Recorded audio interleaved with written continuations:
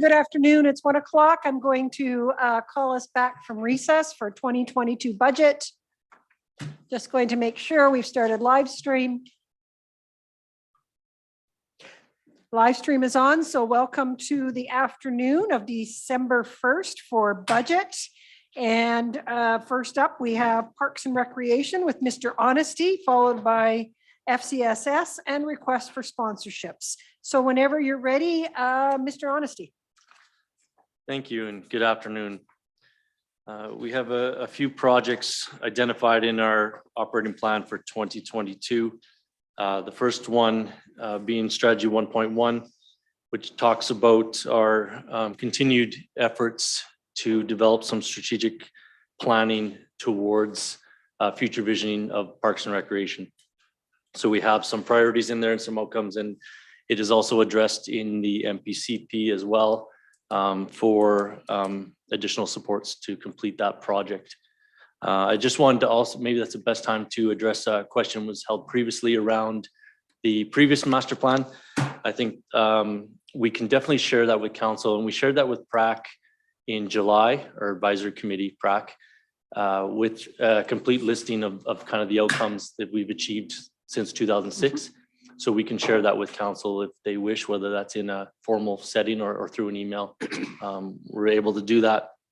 And then we can bring back, we last met with council about the VISTA strategy in 2019, fall of 2019, but we can bring that back to council as well in a format. Okay, that would be great. So we can see the continuity of development of the planning. Goal number 2. Sorry, question? Yeah, you said either in person or by email. So I don't want to leave that to Sure. chance. I don't want it to be email. Mr. Coleman. I've already made note to have it come forward to governance and priorities. Thank you. Goal 2, please. Goal 2 talks about some efforts of ours towards our communications with our lakeshore residents. We have an updated policy coming to council in Q1, and we will address that Q1. As well as we are working on efforts and will communicate with those residents along the lakeshore around an improved process for dock authorization. Their permitted authority to receive permissions to have docks along the lakeshores. In most of our areas, it requires our permission. So we just need a process in place to allow them to then apply to the province. So a lot of work to do with our residents. We want to make sure we engage with them directly and make sure it's a process that is compliant with what the province needs, but also meets their needs and our needs without becoming too difficult for all of us. Councillor Lewis has a question. Thank you. Just your wording on the Lakeshore Municipal Reserve lands. Can you tell me what that means? So it's specific to our county-owned lands along the lakeshore. So we have a few subdivisions on Pigeon Lake primarily, but we also have one on Wizard Lake. Pigeon Lake, there is a area of owned county land before you get to the private land. So that lakeshore, we have existing policy and existing guiding principles in place that allow residents to access and use that lakeshore, but under certain restrictions and guidelines that we've developed with them. And being the fact that they own or they use the land or put their docks out to have their boats, it's abutting our property, which they need permission to do that. So it's been very informal in the past.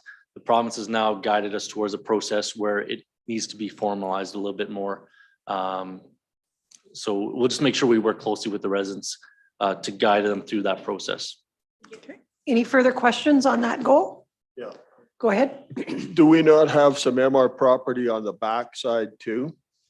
Correct. Yeah, and our that will fall into just general lands. Really, this strategy will focus on the lakeshore abutting lands we own abutting the lakeshores themselves. So is that from high water to the road? Correct. That's generally how we will look at that area. Thank you. All right, thank you. Move on, please. Strategy number 3 talks about our interest in working with the Vistas communities. This will be something that we'll action here soon in 2022, but as those were developed several years ago, it's time for a real strong agreed upon plan for the community on how we use some of those park areas, linear corridors and accesses within those subdivisions within the vistas. Specifically, we're going to focus on the Linda, Cada, and Brenda Vistas communities. It'll be a chance for us to get together with residents, talk about their current use of those properties, and develop a real strong plan going forward. As residents move into the area, we'll then be able to present them with, this is how this area is to be used, this is what's permitted, and they'll have a strong plan for the use of those municipal reserve lands. Thank you, Councillor Vandenberg. So there's a lot more detail that's involved in this, but the biggest thing here is in my conversations that will be continuing out there, am I confident in saying by the end of Q2, there will be no surprises, no changes? So by the end of Q2, we'll have gone through this exercise. Is that correct? Correct. Correct. Thank you. Goal number 4, strategy number 4. This falls in line with the citizen satisfaction survey and some responses. So we want to make sure in 2022, we continue to, and we report back to council specifically on our citizen satisfaction with our events, programs, and services. So we'll continue to do that, but in a more formal way. So you get to see some of the responses and feedback that we get from residents as well to make sure that we're in line with the services they want and expect in those levels. Thank you. On to your budget and what we've been doing. Oh, I have a question. Councillor Smith, a microphone, please. Really good high level departmental goals, but I think one of your strengths is the community services that you offer. And I would have liked to have seen just a blurb in here, because what I hear about you guys all the time is the things that you're doing for the seniors, for the kids after school, the Saturday event in Warburg or something. So I don't know if you want to bother adding a blurb, but that's your strength. And that's what my residents, and I'm sure everybody residents are noticing the services that you do. Because this is high level. What are we going to do with the vistas? What are we going to do with the Warburg Thorsby's of it? So I don't know if you want to add something, because it is a success story, really. I mean, you covered off a lot of the services we couldn't get out during COVID with people. And I mean, you may have to pick that up again. I don't know where it'll end up going, but again, it's kind of a thank you to you, and maybe you should be putting it in this document as well, just to recognize again, one of the real services that people used and will continue to use through COVID. I mean, I attended the Borscht Brothers in Luma. It was pretty good. So just an observation. Okay. All right, move on. And so we have picture your budget, and then the first part after the page with the graph is leadership and administration. Once again, the summary of changes are there, but I will open the floor for any additional questions related to Parks and Rec leadership and administration budget summary.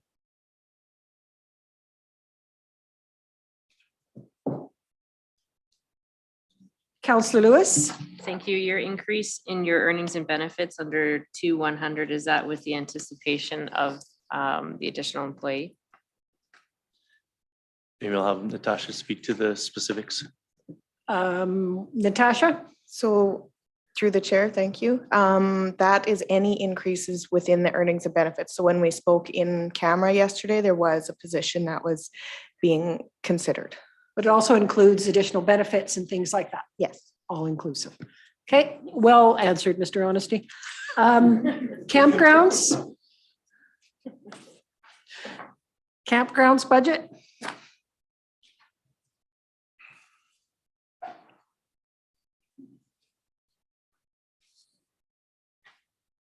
Seeing no questions. Oh, We have nothing in the capital plan in the short term or long term for. We had deferred those a few years out. go ahead, Ms. Weiss. Thank you through the chair. So there are a couple in the long range plan. So that's, I believe, where you would have seen them. And our focus with those projects are still to identify it in long term, and then align that with any available grants that will help us not have to use tax dollars for those projects. And related to that, before I take Councillor Vandenberg, there may be a chance to do a public-private partnership and having sponsors for those, be it business sponsors, or I am quite certain the city of Leduc had wanted to purchase one of those. And so perhaps we need to follow up with them. Go ahead, Councillor Vandenberg. Yeah, no, that's it exactly. I was going to point that out, the opportunity, but the premise question was going to be, how are they being received?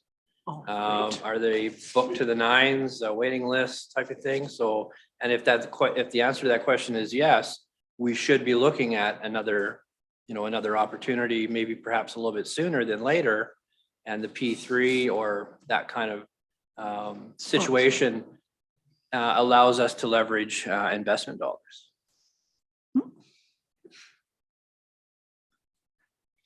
All right. On to day use.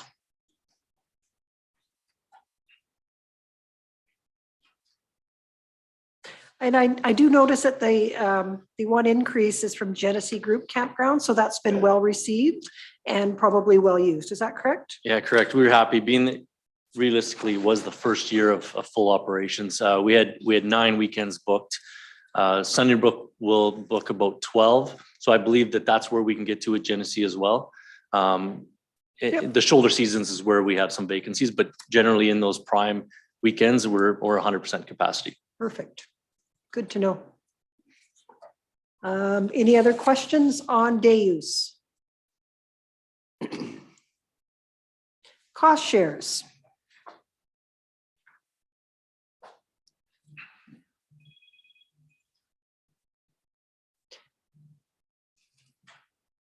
Questions on cost shares?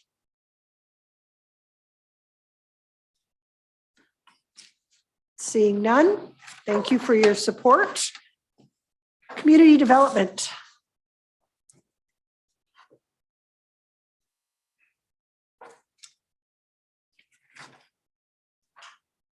And I'm assuming this is where you would have had the biggest adjustments or pivot during the COVID is during these. We did, and for budget purposes, not as drastic, because we anticipated in 2021 we would have resumed back to regular budgetary type services, but we're hoping in 22 we were back to a full events, fairs, and those kind of things as well. And then through the staffing adjustments, we'll have the resources available to continue to do or enhance what we're already doing. Because there might be, despite the fact that we can go back in person, we probably learned a lot that online is still something that people would subscribe to. And certainly with some great programming online. So wouldn't want to lose that just because we can go back. So glad to hear about the enhancement. Thank you. Any further questions? Community facilities.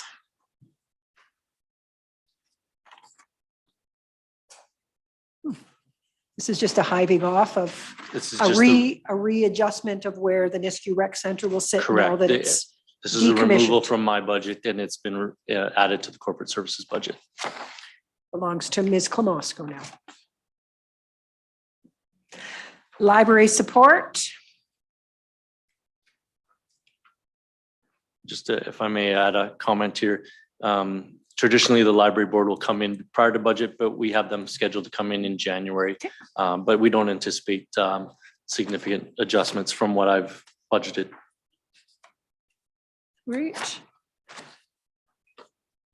We just read in the paper that the City of Leduc Library no longer is going to have late charges. Is that something we're looking at in our? Yeah, that's library actually, program? it's very common.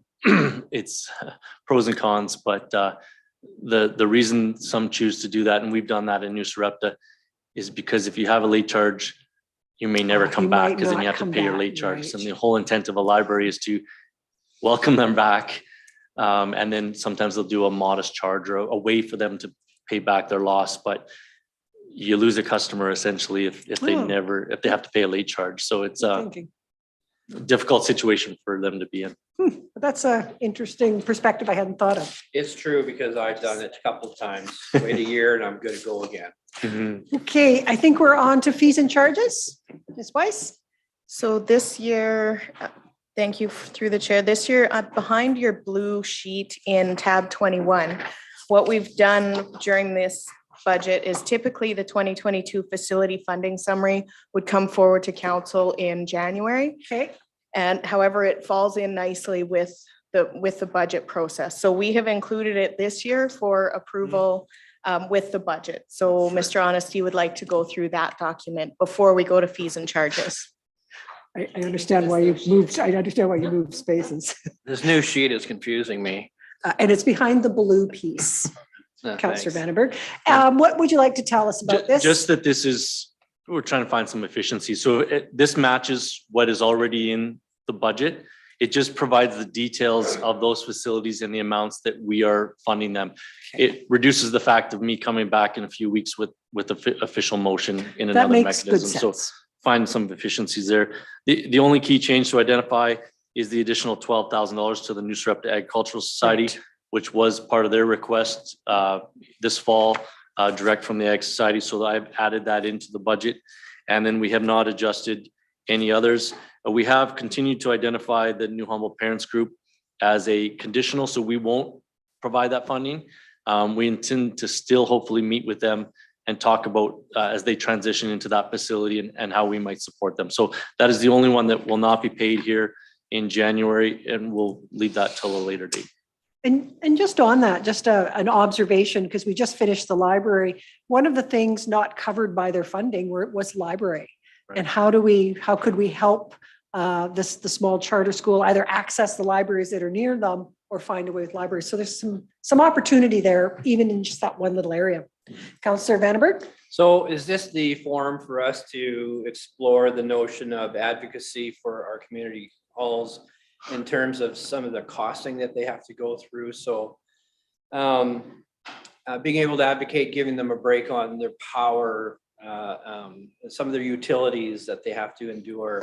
Where is it most effective that we continue to write letters and chat with the appropriate ministers to recognize that these community centers are having financial struggles? Mr. Honesty has an answer. I don't know if I have an answer, but we do a lot of work through our community development, community program coordinator, working with our halls and advocating through that. And recently in 2021, we've started to host these online forums where representatives come together and then we work with them through some of that advocacy. So they'll identify some of their concerns and then we can then, if they've identified something we can support them with, come back with options or maybe do our own advocating to higher levels for support for them. The funding that we provide is intended to support essentially some of their deficit that they might incur or some of the costs that they're not able to fully fundraise for. So if you need more information about that specifically as it relates to your community hall, you can talk to Dean. I know that the people who work for the most part in Glen Park Hall, sit in on those all the time and they find them very, very useful. And it's a way to know where to go to ask the questions. Because I got a new hall now. Yeah, It's a great hall, Councillor too. Vandenberg has a hall. It's a beautiful hall. Okay. Where to now, Ms. Weiss? Thank you, Madam Mayor. So on to tab 9, the fees and charges on page 9.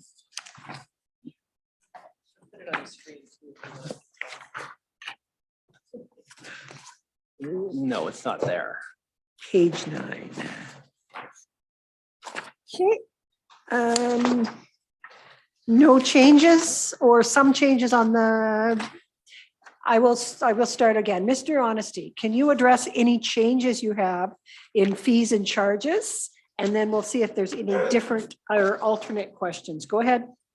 The ones that are identified here are just a cleanup that we've removed the bus to swim program.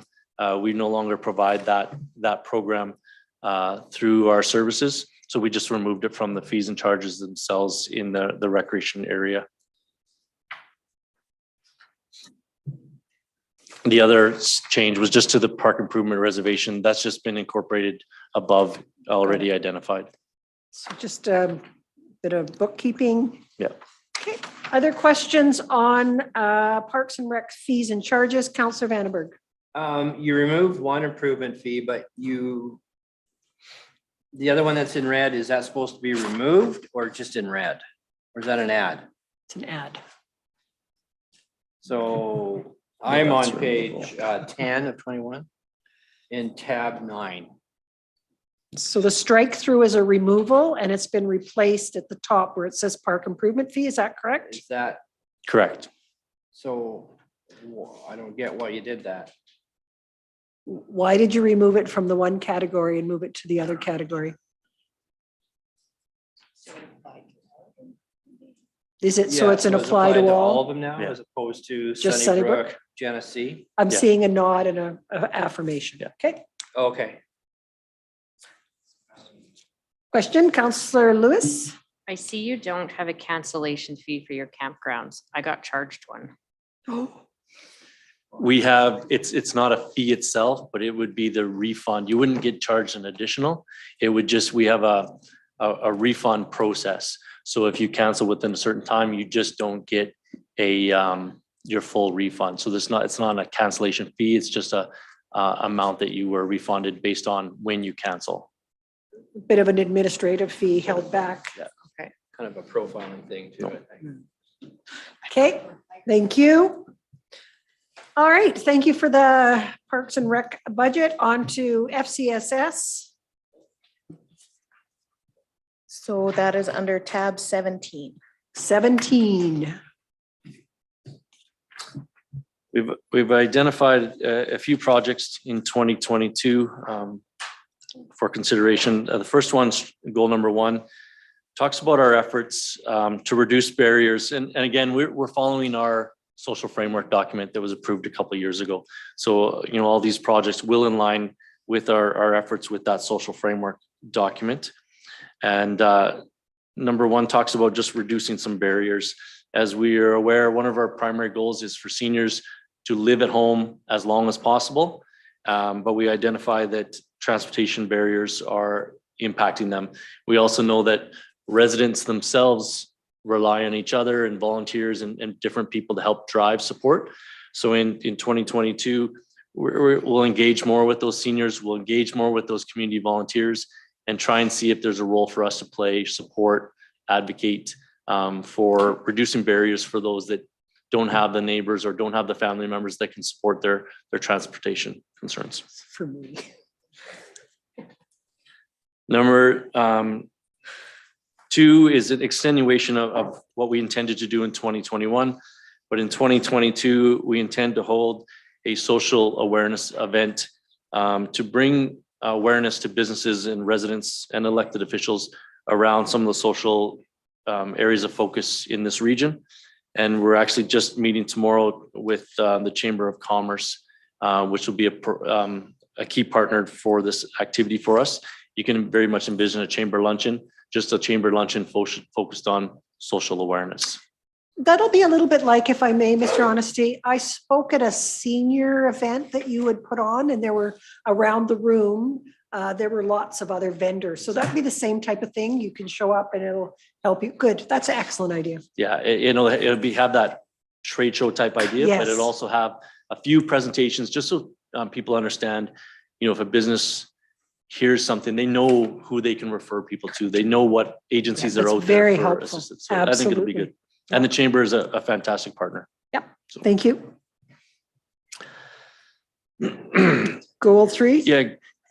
Goal 3 is a focus area of ours on having a community response plan in times of crisis or in times of concern that we may have a role to play in assisting with that. So it could be related to a fire. It could be related to potentially a death in the community and having a strong plan in place for a response, whether that's us, whether that's another agency, but it's that collective. It really follows there's a VITRA program, which is if an incident happens in schools, there is a response plan that's activated. Our intended long-term goal is for this to replicate that just in the community. If there is an incident in the community, if there is something occurs in the community, who responds, how, and how can we partner together to make that efficient and supportive. That's a great idea. Goal number 4 follows along with the Family Resource Network, and we have a new focus in that program around engagement of youth. as we know that's always a need in our communities. So we are going to pilot a youth program. We're still yet to identify exactly what community, but probably be in Thorsby. And it will allow youth to come together, identify some priorities of their own, and then action those. And we'll play a role in supporting them, formalizing them, and guiding them through a process there. A few years ago, the fire chief had suggested or was working on a young firefighters or something to work on with that. And of course, COVID put that on hold. I wonder if that could be part of working together with the fire department and doing the two birds with one stone. So building our own volunteer fire people from grade 2 up. Yeah, exactly. Good. Number 5 falls similar to Parks and Recreation. It's just our focus. Obviously, we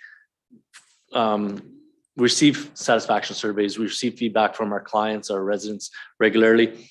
We just identified in here because it will be our focus area, just to make sure that comes back to council, comes back to our advisories. So we truly understand how people are receiving and how they're evaluating our programs and services. Okay. On to the budget section. First page is leadership and administration.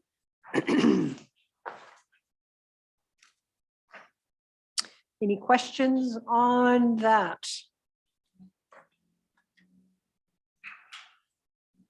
Seeing none. The annual family and community support services program.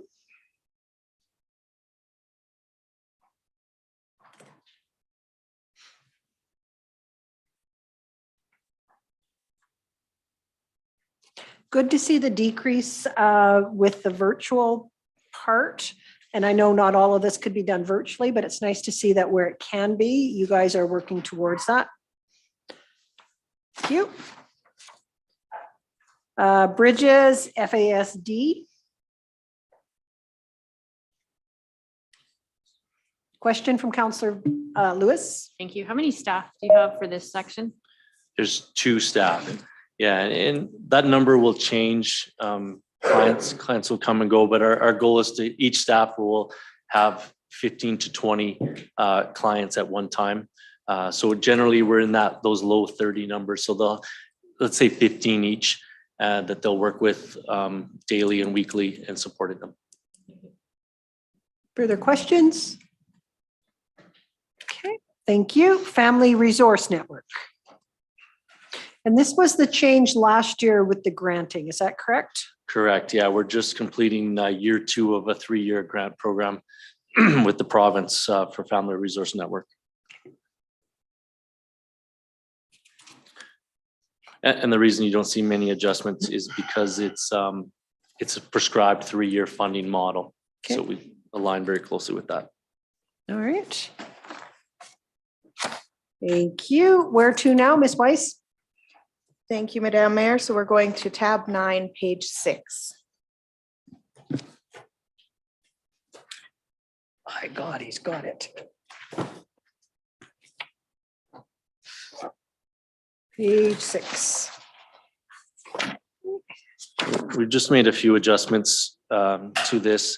We put, if applicable, because it's not easy to say GST is a yes or a no. There's certain instances where it applies and certain instances where it doesn't apply in those cases. And we've also made a $2 adjustment to our housekeeping services just to stay in line with some costs of that program. It also gives us some flexibility because where there's a resident in the more rural areas of the county, the travel is a further distance and it becomes more of a limiting factor where at times our providers having difficulty in attracting people to go to the more rural properties. Yeah. Okay. Any questions on fees and charges for FCSS? I am seeing none. Where to now, Ms. Weiss? So the last component is for Mr. Honesty is the request for sponsorship. So in tab 13, it's your Yes. very last page. So just flip all the way to the back. So go to tab 14 and just right in front of it. Yes. 1-3. 1-3. But if you go to 1-4 and just come right back, it's right there. I'm going to 1-4 and going back. Oh, yeah. Oh, here it is. Beat ya. Well, that's because I was listening. I'm sorry, Mr. Honesty. We've had some binder difficulties that we're working through, but Don't blame it on the binders. I'll just maybe provide some highlights of this. Obviously, we have a committee which has members of council on that. So we've reviewed the submissions for 2022, and generally they're in line with 2021. We do have a few added programs that I think it's important to highlight. One of them being Drive Happiness. And Drive Happiness is a program that FCSS has been working with for a couple of years now, and that is one of those driver-assisted services. So it does, if it's approved through here, we'll continue to work with them further on attracting local residents to become drivers. okay. And then we'll work with them to then promote that service to residents for assistance with their. So barriers. directly it meeting falls one of in your line. goals. It does fall in line. We would still do that other project if this wasn't supported. Yep. This just allows us to then engage further with this Great. service. And it's not a fully, obviously they rely on donations and grants to provide the service. Our contribution would allow them more flexibility to really focus on our region with some promotions and marketing and attending different activities and events throughout 2022. Councillor Lewis? Do you know if any other municipalities around have contributed to this, or is this just rural? No, it's not rural. They're engaging primarily in the Edmonton, and now they're reaching out to the capital region and extending further out. So when it comes to specific municipal contributions, I don't have those exact details. And some of them are all being reviewed as they approach several municipalities in this budget process. Okay, thank you for highlighting that one. Anything else you'd like to highlight before we move to questions? The other new one that's been added that isn't part of our traditional supports, we have the Wizard Lake Watershed Association for a $2,000 contribution, and that is a new one. The Wizard Lake Watershed, we have the details if required for council. They've engaged in a multi-year process of evaluating water quality, and they did some testing in 2021, and their effort, they're hoping to make that a multi-year investment in water quality testing, and that information will come back to us as well. So they need some additional funding to allow for the lab testing and for that analysis and the reporting to come back. Volunteers will do the testing, but it's the lab analysis, it's the analysis There's and the cost. reporting back that has some funds associated with it. And our contribution would be only a portion of what they require. So they're fundraising the rest. Okay, thank you. Go ahead, Councillor Vandenberg with question. So, and I think further to our conversation today, we talked about it, but it's a noble effort to go out there and voluntarily do a health check on the lake. But what do you do with the information after? Making sure that it goes through the right door. Because the responsibility of lakes is not the shore people. It falls under other jurisdictions. So that information is critical to get into the right places so that if there's any other additional funding based on the outcomes, that can be taken advantage of. Correct. Absolutely. Grateful for all of the watersheds and the work that they do on behalf of, our lakes and rivers, and for the people who live around there as well. Councillor Smith, just remember your microphone, please. Yeah. It's been a long day. Dean, just a question, and I see we have a presentation coming in January with the chamber. Been keeping an eye on the tourism component at 30 grand. Have we had one tourist visit Leduc County in the last year with this initiative? Or when I go on the website, I see lots of restaurants in the city of Leduc, lots of services in the city of Leduc. I'm just wondering, is there value there in your opinion? Yeah, and actually, since we've submitted this, we actually have them coming to council next week. Yep. So because there wasn't changeover on council, we decided to push that up a bit, make it a little bit more efficient. So they'll be actually presenting those exact details to you next week. And we meet with them monthly. And myself, as well as members of economic development, we get monthly updates with them. And they also are working obviously closely with our ag services department around promoting ag industry and ag businesses as well. So my perspective previous to next week presentation is we're very happy with the work that they're doing. The feedback and the statistics that you'll see next week are impressive. And that is on Tuesday, so we will have opportunity to rediscuss it on Wednesday. And- Go and ahead. just- Yep. Again, just to follow through again, I see we have a new program on entrepreneurship, 20 Gs. And that's to run out of the lighthouse. I'm wondering if that was something, will there be an opportunity for us to do that program in NISCU, as we might be doing something at the NISCU Rec Center in years to come? And again, I'll keep some of my questions for them, but I'm wondering on your opinion on an entrepreneurship to build Leduc's Lighthouse Entrepreneur little building there. I'd much rather see something, if they're going to do it, I'd rather see a pilot out here. And with that specific project, and that's why we've listed that as unfunded, because we didn't feel like the committee had, we wanted to make sure that was a direct presentation to council with those exact questions, those exact details, versus us going through that as a committee. I think it makes sense with a project like that has the full focus of council. And so they will have that full update for council next week. Okay. Councillor Vandenberg. So back to the tourism piece for the chamber. Last week, there was pretty strong messaging that tourism wrapping in or correlating tourism through Indigenous is going to be, it's a huge push. There's a lot of money going into that. We don't have a whole lot of Indigenous influence, but we have partners that do. And so the opportunity for us to help our partners, I mean, they got to start here kind of thing, landing at the airport, driving through our backyard to help our partners with those programs to satisfy the government's desire to pump a lot of money into it. We need to have some conversation around that opportunity for us here in Leduc County in terms of dollars and opportunity. Yeah, and again, good conversation and questions and discussion with the chamber when they come in to see if that's been considered. You might want to give them a heads up on that. Yep. Okay. Councillor Scobie. Yes, I'd make a comment. The nurse practitioner program is down in there. I guess it's actually been unbelievably successful. Oh, that's great. The nurse is actually booked right up. She won't take new patients anymore. So they are going back to the primary care network to see if they can get another one. It's been that well accepted. So,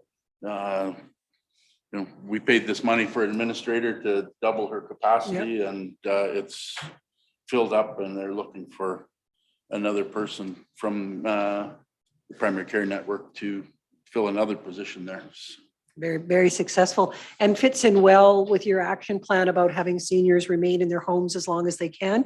If they can have access to high quality healthcare in the communities in which they live, they're more likely to be able to stay a bit longer. Go ahead, Councillor Vandenberg. So on that conversation, and I'm looking to Mr. Coleman for support on this, was there a resolution that was successful in looking at how that program is administered, that they would prefer the nurse practitioners be able to directly bill? That's correct, Madam Chair, members of council. At the RMA conference, I think it's trying to streamline the process to actually make it easier for nurse practitioners to be hired and work in communities and bill directly. Okay. Thank you. Any further questions on the funding, the sponsorship sheet? I am seeing none. So with that, Mr. Honesty, thank you for your hard work on your budget, and to your staff for their hard work and support of all the residents here in Leduc County. Greatly appreciated. Thank you. Get back to work. Still think it's funny. I know, it's great. And while we're waiting for Mr. Mriglod to come forward, where are we going to next, Ms. Weiss? We are going to tab 16 for engineering. Okay. Tab 16, 16. And it looks like Mr. Meriglot has to get his chair down a little lower. He's looking Sitting in the high pretty chair. tall, yeah. And whenever you're ready to go through your action plan, we will ask questions as we see fit. Thank you, Mr. Meriglot. Thank you, Madam Chair.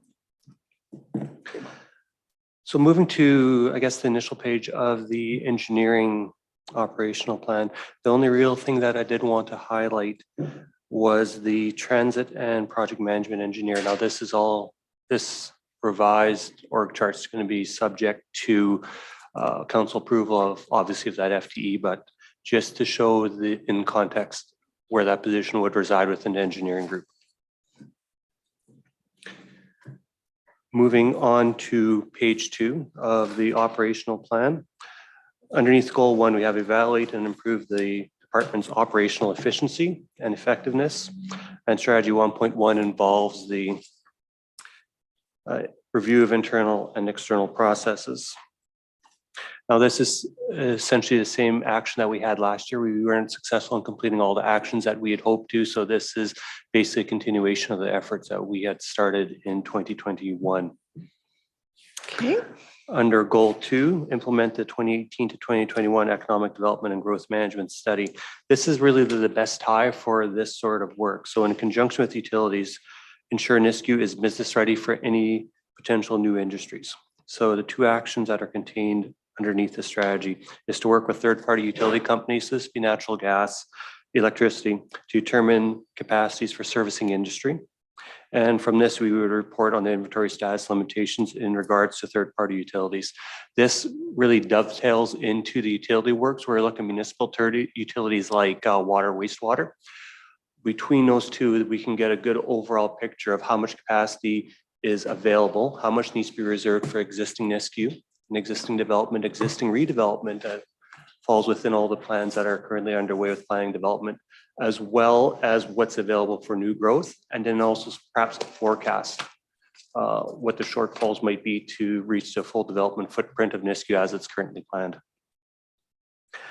The second item is updating municipal access agreements to enable telecommunications providers to easily install services in NISCU.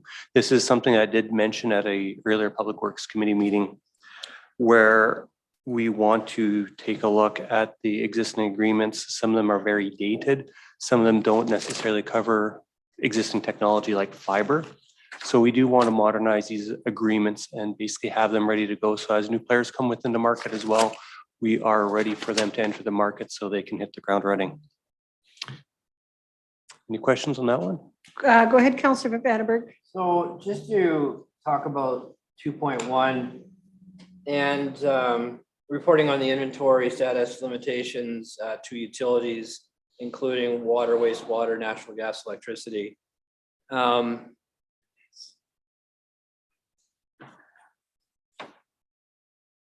Are those third parties well ahead of their curve? I'm going to bring power, for example. When you sit down and talk to them, are you going to have to wait for them to do a study before they can report back to you? How far advanced are they in their strategic plan typically? With some of the initial discussions that I've had the opportunity to have with, let's say, for instance, electrical providers, they have a good understanding of what's available right now based on existing consumption within NISCU. Now they also understand what the historical consumption of NISCU was and how dramatically different those are. They also understand some of the big players like Amazon and desires to electrify their fleet. With that, they have a good understanding of how much capacity could be available depending on what actually comes to fruition. Does Amazon actually build out their fleet? Do they add in solar panels? So they have a good understanding, but understanding these draws, trying to forecast it could be difficult. To have an idea of what capacity they have available, but how quickly that could be consumed is really going to be a function of the market itself as NISCU develops, as well as potential green initiatives like electrification of fleet vehicles. Okay, yeah, good answer. That's what I was looking So, for. and Des, so I don't think I'm hearing things twice. This was captured in the major project plan, correct? It dovetails into, we have a specific project where we're asking Nisku for and East- money. This does utilities capacity assessment. Exactly. That's looking at our own facilities and Okay. say, what do we have available? So This is this looking fits with that. externally. Okay, Yeah. thank you. Any other questions before I move on? Nope. Moving on to goal 3, improve the county's transportation networks. Strategy 3.1 is complete the construction of the Nisku Spine Road. As everybody's well aware, we received the grant and construction's basically been shut down for the year, save for the bridge construction. That's continuing to move forward, and Altalink completing their pole relocations for their transmission power line. Underneath this action, we have 4 main actions all related to the construction of the spine road, basically trying to hit certain targets so we can show progress to council as the project moves forward, that there's certain milestones that we can hit and report on. So the first one is Q1 2022, completion of the utility relocations. Q1 2022 as well, completion of the in-water component of the Blackmud Creek Bridge. Doing this work during the winter is the most opportune time to do so. Completion of the traffic signal installation in Q2, and completion of the Nisku Spine Road works in their entirety, and including the Blackmud Creek Bridge by essentially the end of Q3.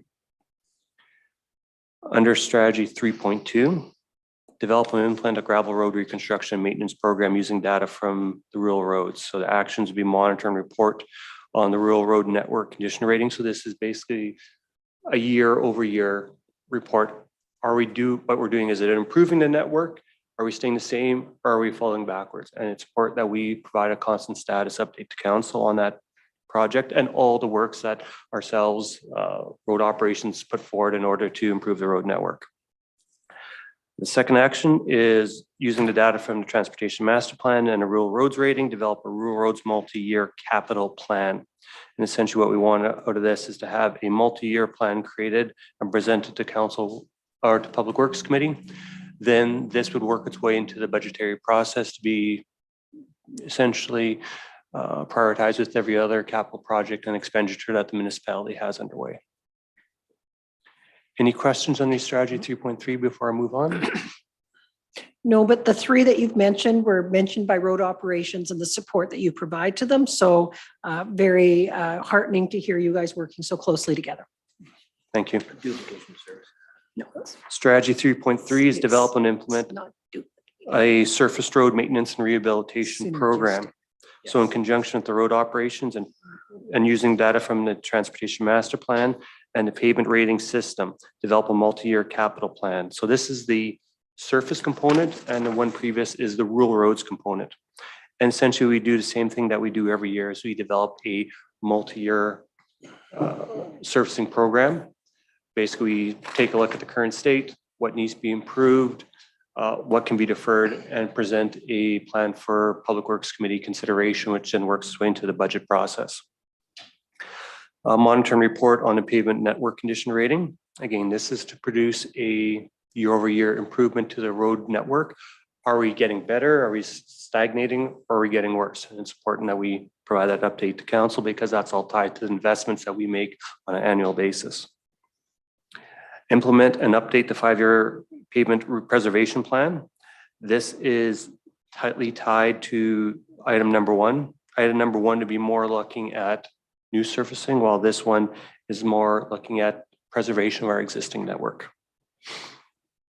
And lastly, evaluate reclamate as a surfacing rehabilitation alternative. Understanding this is largely a road operations project. Engineering will have a role in providing some assistance and some perhaps technical oversight as well with the evaluation of this project as well. Any questions? No? Moving into strategy 3.4, complete the transportation master plan and have a transportation master plan approved by council.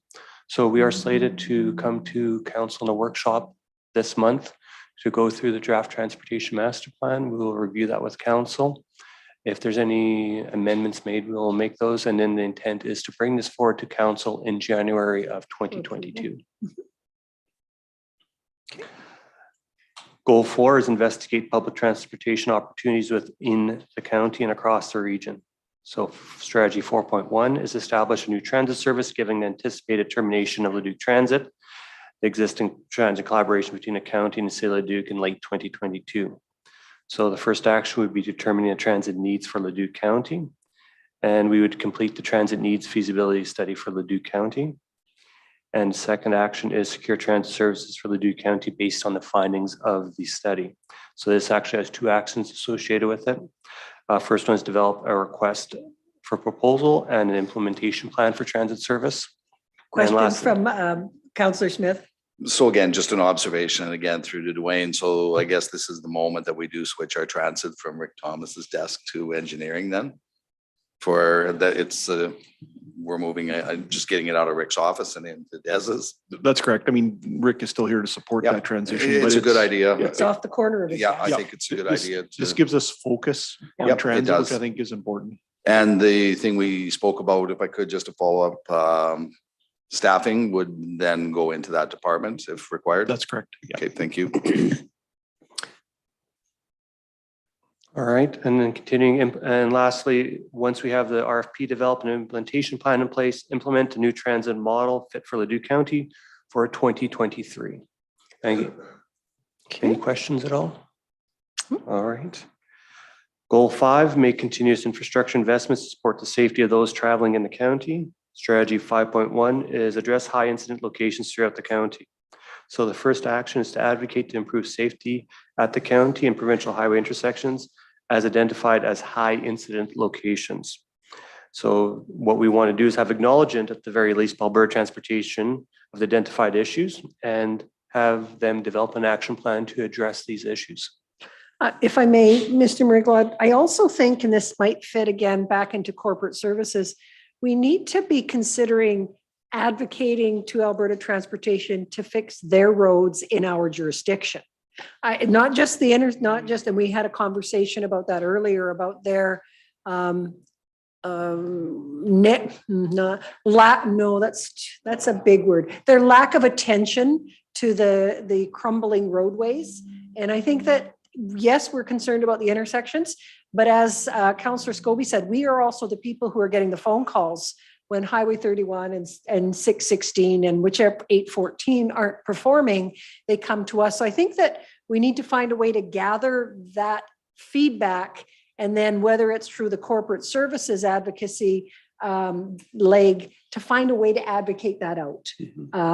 Because it is falling on our shoulders. Councillor Lewis. Thank you. Will this be something that comes to Public Works Committee so we can review? So when we go out to whatever events and see ministers, we could let them know, hey, this intersection or this road needs help.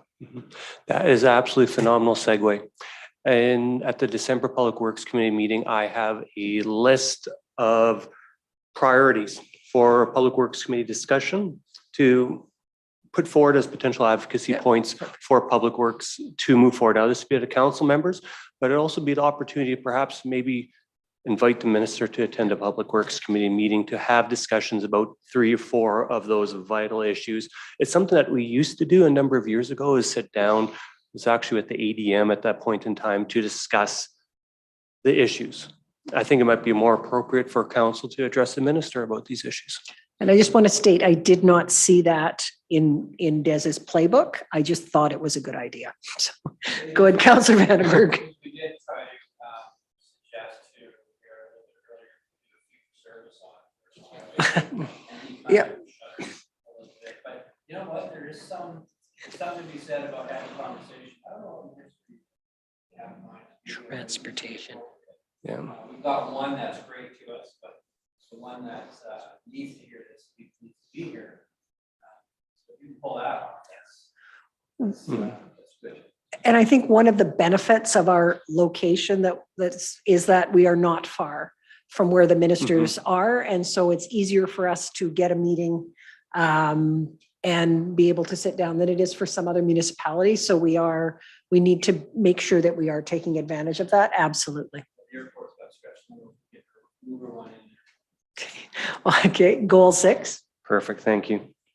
Goal 6, relationships with other municipalities are maintained and strengthened. So this is essentially continued participation within the Edmonton Metropolitan Regional Board. So this is both through the Solid Waste Collaborative and the Stormwater Collaborative. And really what we want to do is determine if there's any potentials for collaboration with Leduc County and other surrounding municipalities where it would gain benefit for ourselves in the region. Councillor Smith? Des, lots of work on your goals. I'm going to help you out today and I'm going to be involved in operations like some of the councillors still are.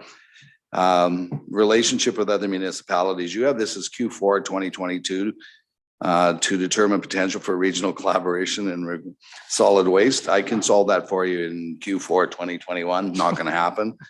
And the stormwater collaboration, I can solve that in Q4 2021.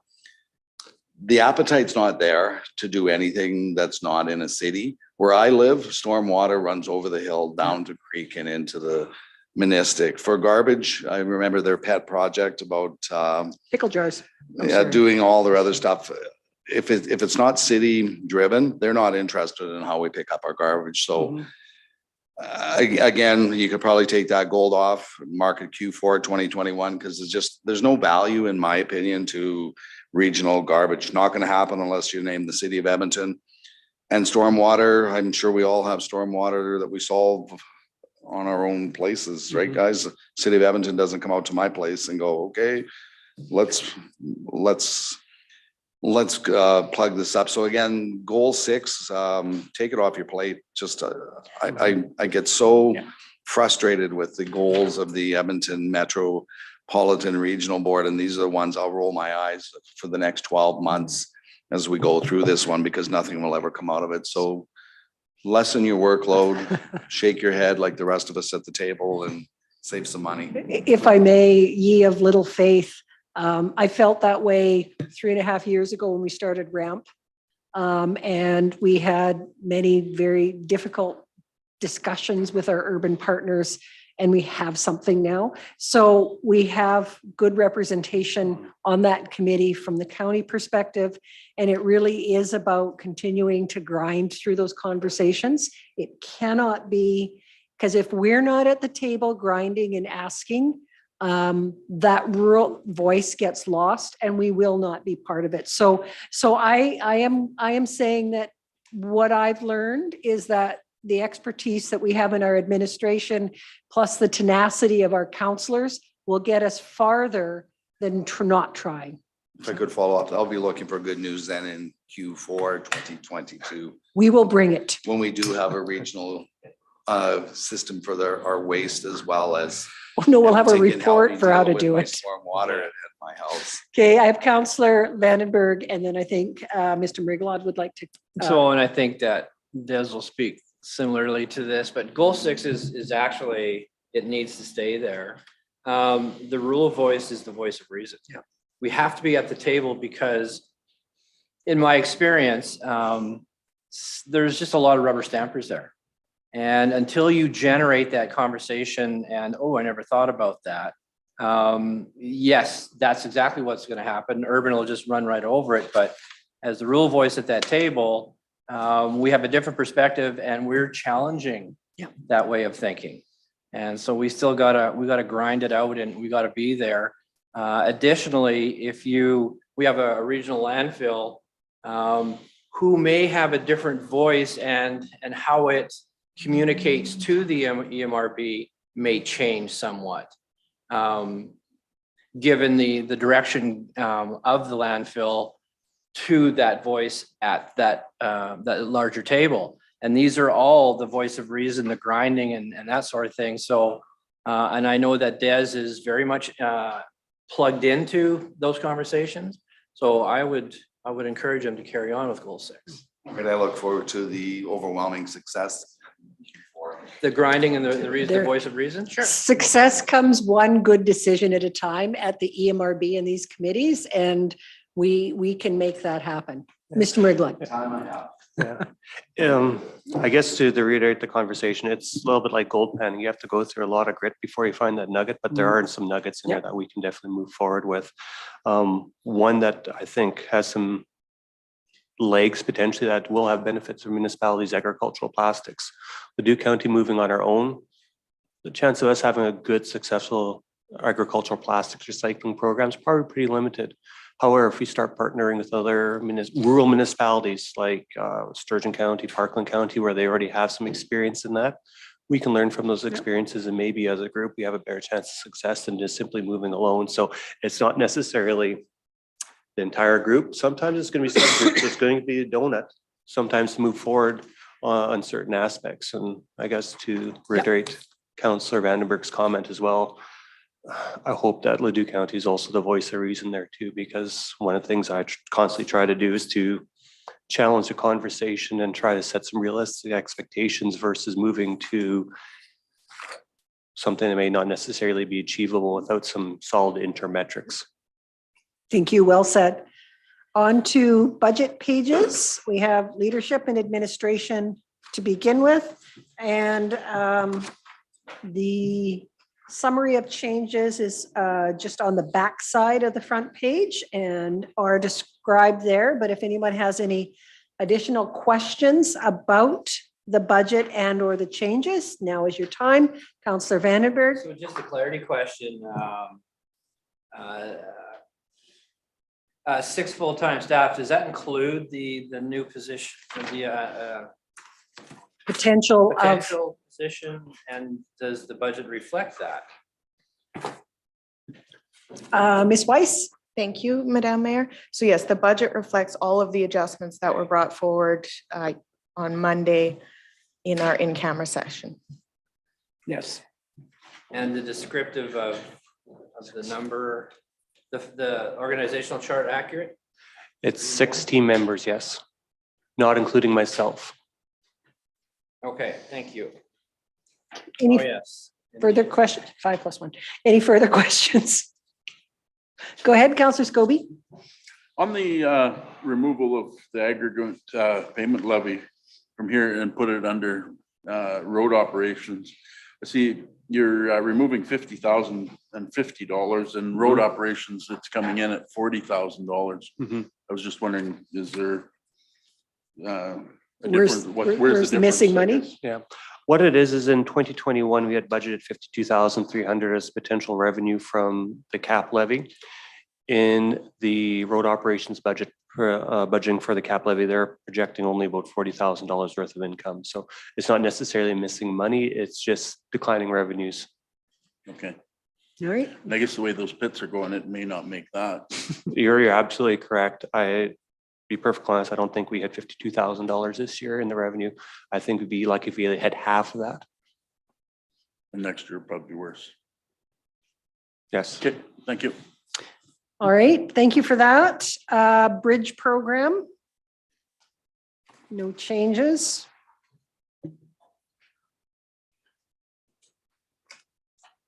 $185 bridges and 14 culverts, 71 standard bridges. Go ahead, Ms. Klamosko. On our first day of budget deliberations, there were 2 questions posed by Yes. council on 2 of the bridge files. So I would like to address those questions, and then if there's any additional questions, then we can answer them today. So there was a question on bridge file 72265, and this was the bridge that was below the line. So there was the questions about what is the condition of the bridge? Will putting off this work have impact on safety, lead to closures? So the response provided by Mr. Merglod was, if the grant funding is not received for the replacement of this bridge in 2022, the project will switch to a repair project for $350,000 in 2023. That will be a very high priority. The repair will provide approximately 10 years of additional life. From a cost benefit analysis perspective, the replacement in 2022 provides the most benefit for the least cost when compared to a repair in 2023. So I don't know if you have additional Yeah. comments. Essentially what it is a bridge replacement would provide 75 years of additional life for a cost of, I think, $880,000, while an investment of roughly $350,000 gets you an extra 10 years. So when you do the net present value analysis between those 2 options, they pretty much ended up being equal. So looking at things like inconvenience to public, detours, that sort of thing, you might as well replace the bridge. Thank you. And there was a second bridge question. Yes, there was. So bridge file 02099 was work supposed to be completed on this bridge in 2021. So the work completed on this bridge was for emergency repairs. It was approximately $20,000. Additional work was noted in the inspection report, but was not completed and is now submitted for budget consideration. The work completed last year or in 2021 mostly involved the piles, while the proposed work involves girder replacement. Okay, anything additional on that, Mr. Meriglod, or that's clear? No, that's essentially in a nutshell. We banded a few of the piles basically to try to limp it through. The additional repairs that were necessary could be deferred into the following year for budgetary consideration. So we didn't necessarily have to dip too far into the emergency repair fund or approach council for funding. Councillor Scobie, is that sufficient for you? You had the question? Well, I looked it up and I see we had budgeted $90,000 repairs last year. Yeah. And now we're at 590,000. So I was just kind of curious as what, but you're going with a major rebuild on it. Yes, it's a significant rebuild. Yes. Yeah, the repairs, this is basically to get it through the year. Now this is additional work that's necessary because it was such a significant expense. Because we didn't do the $90,000 No, repair. no. Because all I ever seen them out there, they put a piece of guardrail on, but A lot of stuff under the substructure when you're banding the piles, basically just spans around the piles to hold them together. So it's largely girder replacement and I think 1 or 2 pile replacements, but essentially the work that was completed this year is not going to be throwaway work. okay, perfect. Okay, thank you. On to road data collection, which is confusing me because I'm confusing it with road data from enforcement services, but I'll get over it. Any questions on the road data collection? Councillor Vandenberg? The information that we collect from your time and effort to do the traffic counts and the road data part of it is integral now to our decision making. And so if you did 16 opportunities last year, do you feel that that's adequate with the type of questions that you're getting from this council? Because we're quite aware of what the guidelines are, and we're trying to stick, because we created them, we're trying to stick to that as best as possible. But if we get held back because we don't have the cross surface data, are you satisfied with what you have for equipment right now that you can provide that to us in a timely manner? Should you be looking at spending money to get that equipment so that we can continue forward without delay on some of these decisions? So right now what we have is you have 4 tube counters, 1 camera counter, and we are in the midst of purchasing a radar style counter. So we'll have several pieces of equipment. What's the issue right now in the limitation is not necessarily the equipment, it's the staffing time to go and set up, take down the equipment on a regular basis. However, with the additional position, if it comes to fruition, we would then have some additional capacity within the organization in order to complete more traffic counts. If you ask me, is 16 enough? No, it's not. We need to do more. Thank you. And thank you for the question, Councillor Vandenberg. We can perhaps in a public works, once you figure out how to do that, get an idea of what is possible. And so that we can track that as a council to ensure that we are getting enough measurement on those roads, because we do use that data. So I'm hearing that the budget is adequate for what you can do currently. Yes, we have enough budget, but we aren't fully utilizing the equipment to its full capability. 16 counts is basically it's if you have 4 counters, that's 4 weeks worth of counting. So there's a lot more weeks in the year that we could be using those sort of things. Understanding that largely those are going to be done during the summer months. But it's a staffing issue, like I said, to go and set them up, take them down, set them up, take them down, process data. So with that additional position, should that position be approved, they'd be able to do more. So, and jumping in the operational side, just briefly for a moment. You have lots of people that are traveling the roads out there all the time, whether they're going out and counting crops or whether they're going out and checking on a job. Throw one of them units in the back of the truck, and I don't think they're too technical. And I'll just jump back. What's the most efficient way? And we know that you'll be doing that and finding the best way to get the best use out of the equipment. That's how she says it. I said that. to her. Thank you.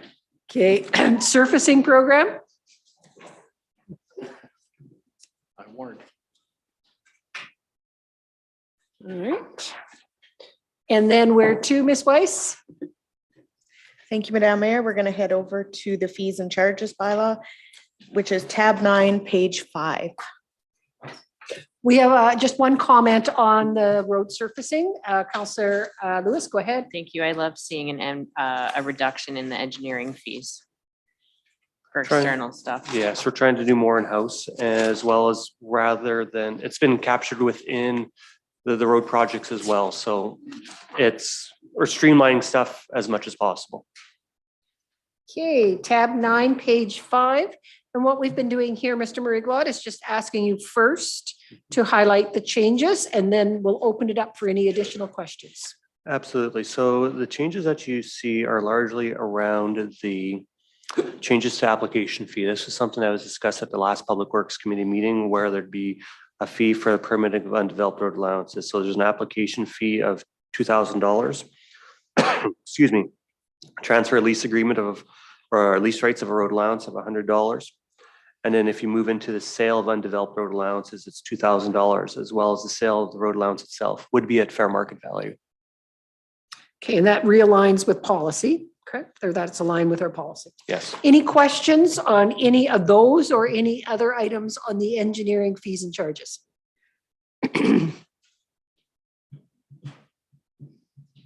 I am seeing none.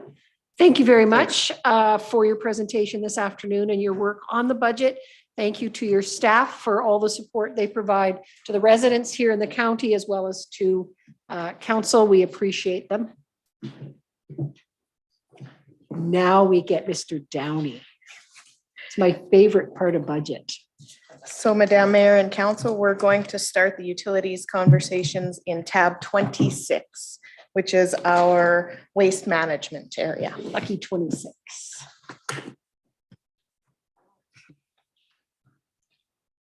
All right. I'll just give everybody a second. Is everybody at the correct page now? Perfect. So underneath the utilities 2022 operational plan, the one item I wanted to highlight on the front page is the contracted services. So manage and operate the water and wastewater systems at the Edmonton International Airport. This is something that Ladue County just undertook this year, basically both mid to late Q2. To date, it's been going very, very well. So Thank you for that quick update. And we know that at some point we'll get more detail at a Public Works meeting. But with that, let's hop right into our action plans. one thing I did want to highlight is on the organizational chart. Unless we want to go back to the if we could organizational just- chart. If you could permit me, that'd be great. What it actually is that this is actually part of our red tape reduction. There's been a reorg that occurred in 2021 of the utilities group. Basically trying to consolidate and basically set up the correct number of reports for people. So we've moved some people around and adjusted some responsibilities, as well as you'll see you have a supervisor of utilities, and underneath those two positions, that is the EIA group. That's the group Okay. that looks after the contracted services over at the EIA. But it doesn't mean that's the only thing that they do. They do have responsibilities within Ladue County utility operations as well, no different than Ladue County operations staff assist with some of the work at the EIA. Essentially means that we have more bodies to get the work done on our own system as well. Okay, thank you for that and appreciate the description. So action plan, goal 1. Develop a fiscally responsible service area expansion options for water and wastewater. So continue to support communal water and wastewater systems. This revolves around Advantage Point wastewater system. Again, trying to help them navigate the provincial process to try to find resolution. We have submitted a report to the provincial government, which outlines some services and options, and we're waiting for some word from the province to see if there's any potential grant funding opportunities to allow a project to go forward to help the folks out at Vantage Point and Highlands. And the second one is to provide assistance to the residents of Wildland Meadows to implement a wastewater treatment system via a local improvement tax. So the wastewater treatment system at Wildland Meadows is still being reviewed by Alberta Environment. The last submission was November 22nd of this year. We're working through our internal processes to support them with the development permit. However, we have to get a setback variance from Alberta Environment as well. So we're working closely with Alberta Environment to try to bring a resolution to the Highlands, or sorry, to the Wildland Meadows situation. At the same time, we will be bringing a draft local improvement plan for council consideration as soon as we have one finalized and council scheduled for it. So, Okay, Councillor Vandenberg. I think the opportunity, it's a squeaky wheel gets the grease. And when it comes to Alberta Environment, last week, there was a lot of hot questions to a minister that wasn't there.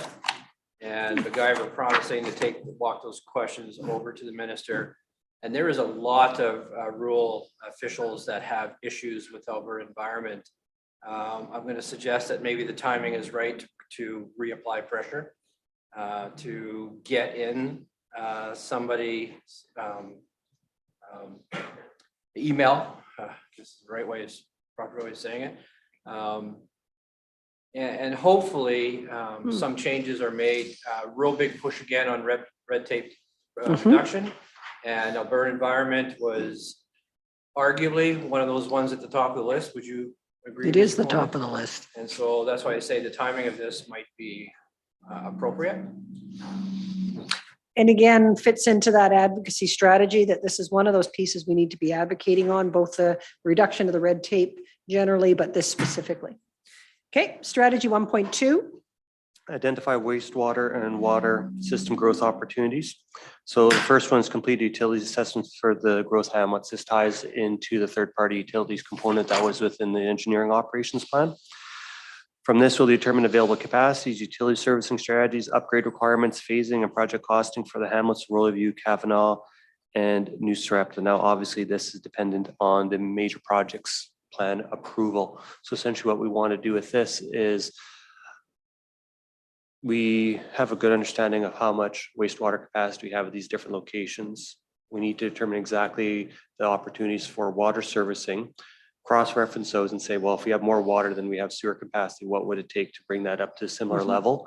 Costs associated with that. So then if that's too expensive, you leave things at the bottom level, then you have a good idea of the surplus capacity available. So when planning development starts developing some of these growth plans for the hamlets, that they have a good idea of what type of land use and the amount of land use that could be available for the future redevelopment or additional development at those hamlets. Okay.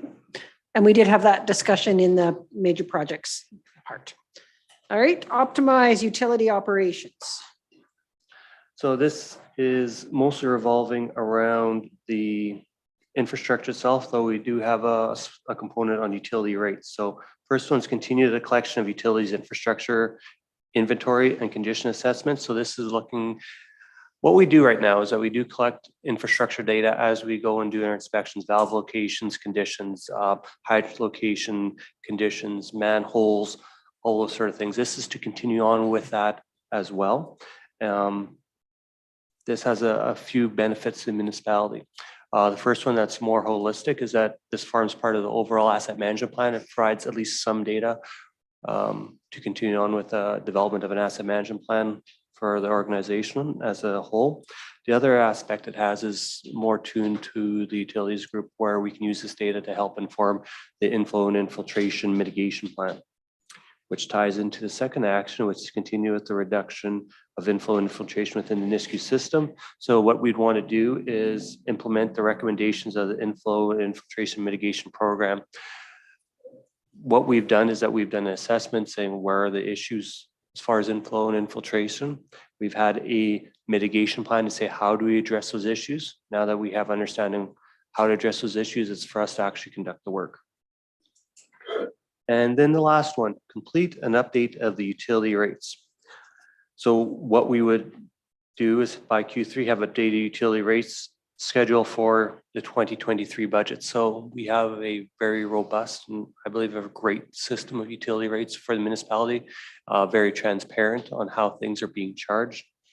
And this would be to take a look at those rates and do perhaps rather than an adjustment, more of a holistic look to say, are we doing the right things? Are we targeting the right areas? Maybe something like economic development, when we did a pairwise comparison, was middle of the pack. Maybe that floats to the top, understanding economic climate. So it's going to be a much more robust examination of the rates as a whole.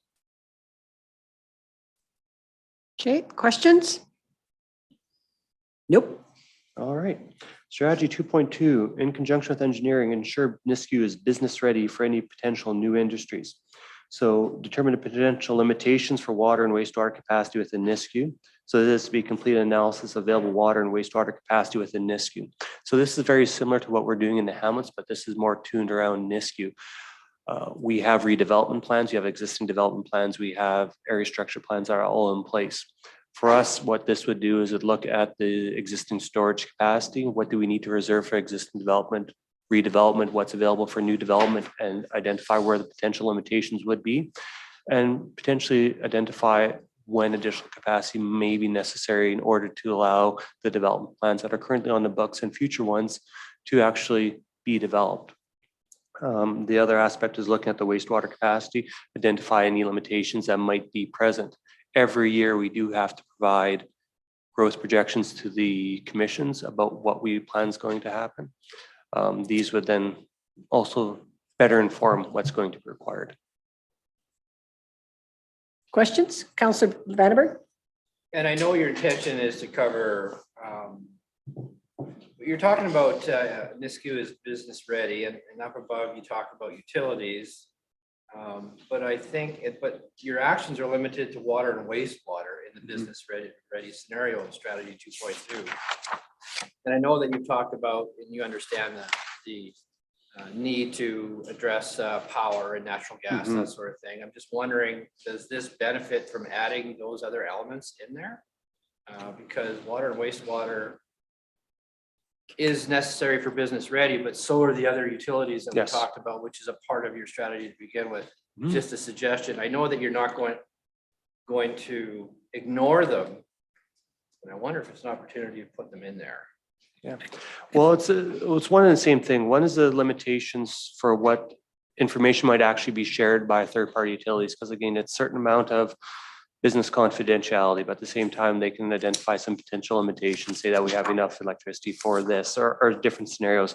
This, we can have a much better idea of the capacity that are available, identify any shortfalls. This could then also be reflected in things like offsite levies for NISCU, what's being required, making sure that when we do charge offsite levies for future expansion of storage facilities, that we are recouping enough to make sure that we have enough money in the reserves to construct those facilities when they're actually warranted. But Mr. Meriglod, you are doing both. You're just doing one in the engineering business plan, and this one you're absolutely. doing. So they are doing both, and they're Yes. being run in the same department. Yes. You've divided them up between the two departments, I guess. Go ahead, Mr. Coleman. I think why we have it set up the way you do is because this is the utilities operations plan. It gives Yes. utilities that focus Okay. Right. on this element. It also, it's clear for council when we do our quarterly reporting and updating, Yep. you can see it distinctively, each element. So Right. the coordination is obviously through DES for engineering, but now there's specific deliverables Correct. for each side. And they are both getting done. Okay, and I get all that, but I consider natural gas and power a utility as well. So that's the part that I can't Mhm. separate. It's not our Talking about utility. Identifying Yeah, limitations. That's the difference. It's not our utility. Water and wastewater are. Yeah. Well, there you go. Yeah. Sorry, I misunderstood the No, question. no, No, that's, it's a good that's fine. question. No, that's a good point, because it is about, we can't do half of it and expect the other half to just magically occur. But Okay. doesn't the county have a role in, so you put a substation in, is that strictly a third-party cost? Mr. Coleman? Typically, yes, unless there's some endeavor that we want to assist in. But and really, part of what this work is going to be about is there economic opportunities that we want to advance potentially with a third party because of risk or consideration of new Like a small development? nuclear reactor? No. I'm sorry. No, did I but say- if I may, a great example came about 6 years ago from Lenita, where they were contacted about perhaps putting a call center here somewhere in the county, and Lenita said no. And they said no because they said we don't have enough power. And you're on camera. And, and so this will help us not ever have that happen again.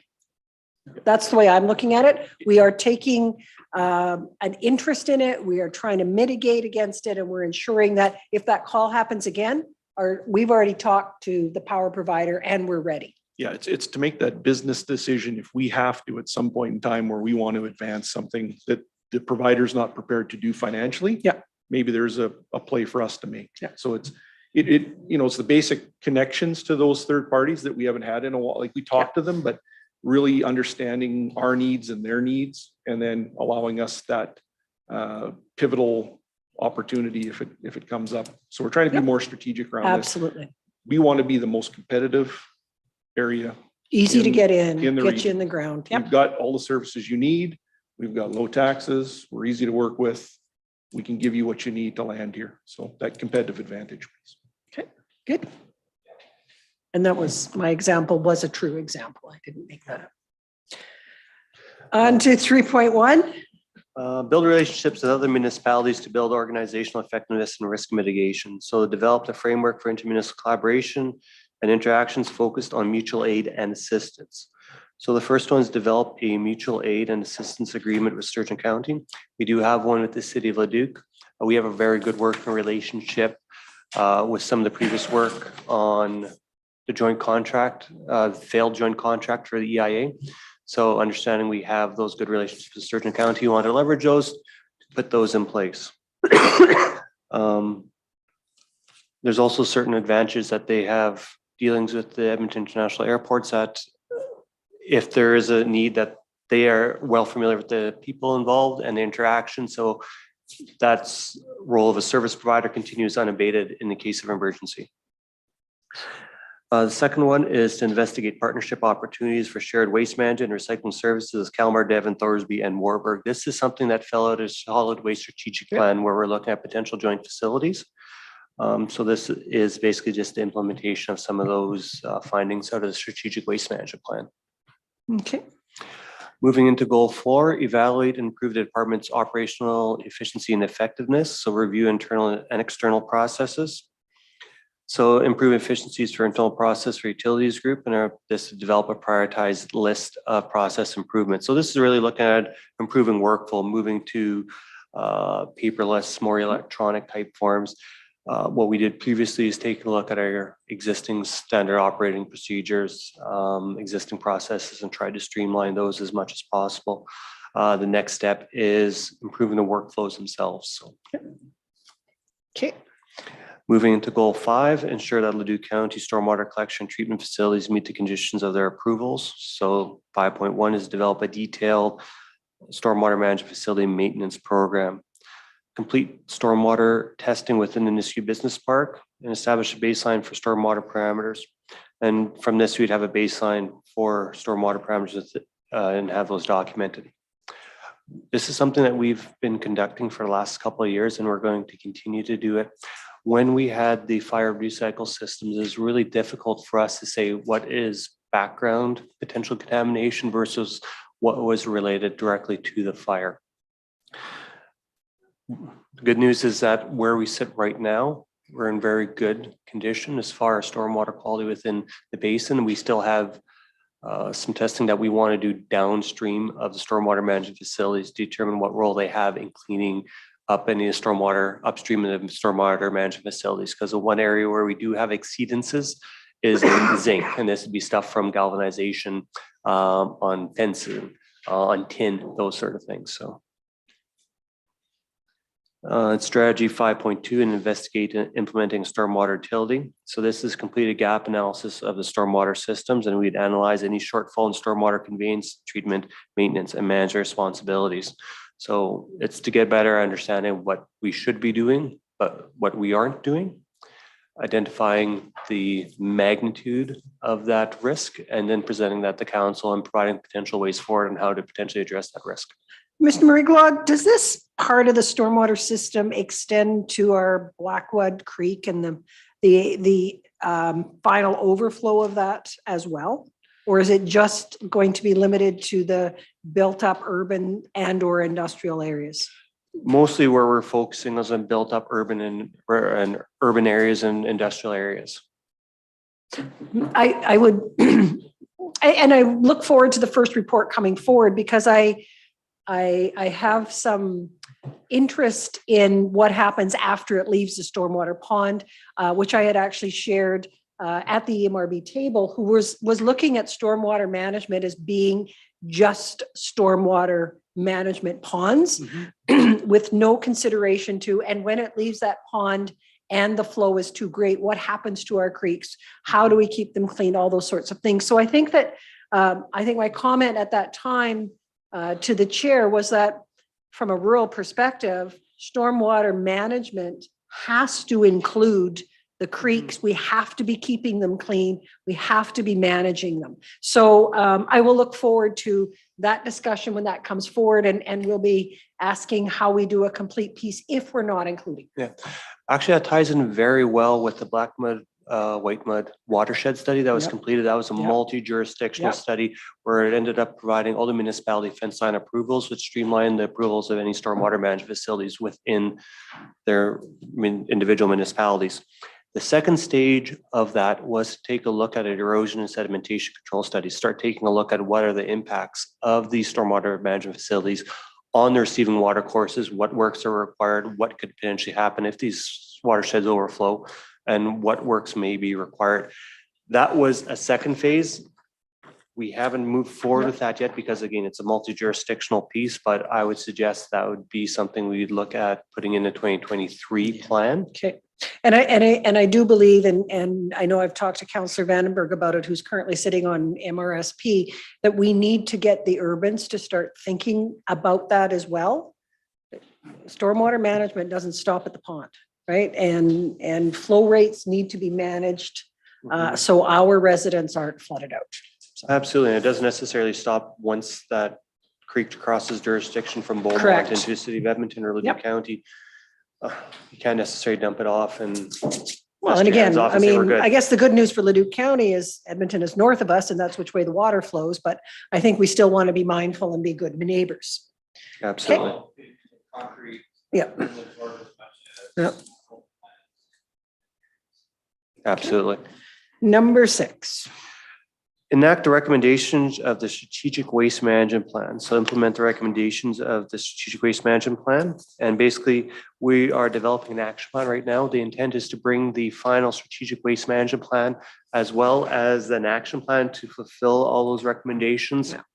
Following out a strategic waste management plan to council and start implementing those. There's certain things that we could do with an existing budgets, but if there's something that becomes more significant, obviously that would be a future project for budgetary consideration. And thanks again to your team for all that work on the strategic plan. I think we all had a similar learning experience and we understand what it is that we're trying to work through and what we're solving. So thank you for that. Dean did a tremendous amount of work on that. Yes, and provide credit because credit where credit's due. And he's quite chatty today as well. So. Yes. And I'm not sure if that's a mask or duct tape. On to waste management, leadership and admin. Oh, do you have a question? Go ahead, Councilor Vandenberg. A couple points I want to put on the table. One is perhaps you're thinking around 625 and the preservation of the high-low corridor. Yes. With the recent activity that's proposed from our neighbors. And the other one is about water security and licensing rights. So I'm just going to leave it at that without drilling down into detail. Councillor Coleman and I have touched on this before. Certainly the 625 high load corridor has came up for discussion, but I don't see anything reflected in here that suggests that you're going to put some energy and thought into it. Mm-hmm. Maybe the time is not correct. Mr. Coleman. Madam Mayor and members of council, we hear you loud and clear. That's the advocacy piece throughout the year. Obviously, we try to tap into the things you've been telling us, and that will fall into that advocacy piece for sure. So that's actually one of the items that will be for consideration in the Public Works Committee discussion is the preservation of the high-low corridor and the importance of that. Administratively, I've had the opportunity to discuss some of these issues with my contemporaries at the provincial government, outlining our concerns and the importance of that and making sure that I'm trying to get speaking the right ears anyways. That advocacy piece is really growing. It's a piece. Yeah, that's- it's quite important and it's something that we recognized as administration from a lot of the feedback we've received from you over this year, how important it is going forward in 2022 to be at those tables. Thank you. And I believe there's lots of times when we talk to ministers, they're just not aware. We cannot assume that they understand the issues at the same level we do unless we talk to them, provide them some background information and keep them informed. So, okay, leadership and administration, waste management. Any questions there? And waste management, is this a user pay? No, this is strictly taxpayer supported. When you move to curbside, that's user pay. Okay, so this is our transfer stations. Questions?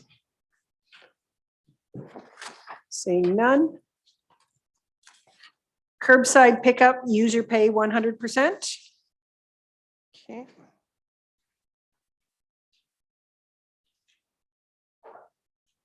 All right.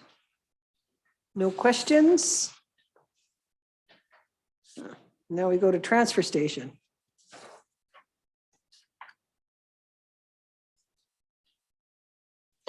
Any questions here?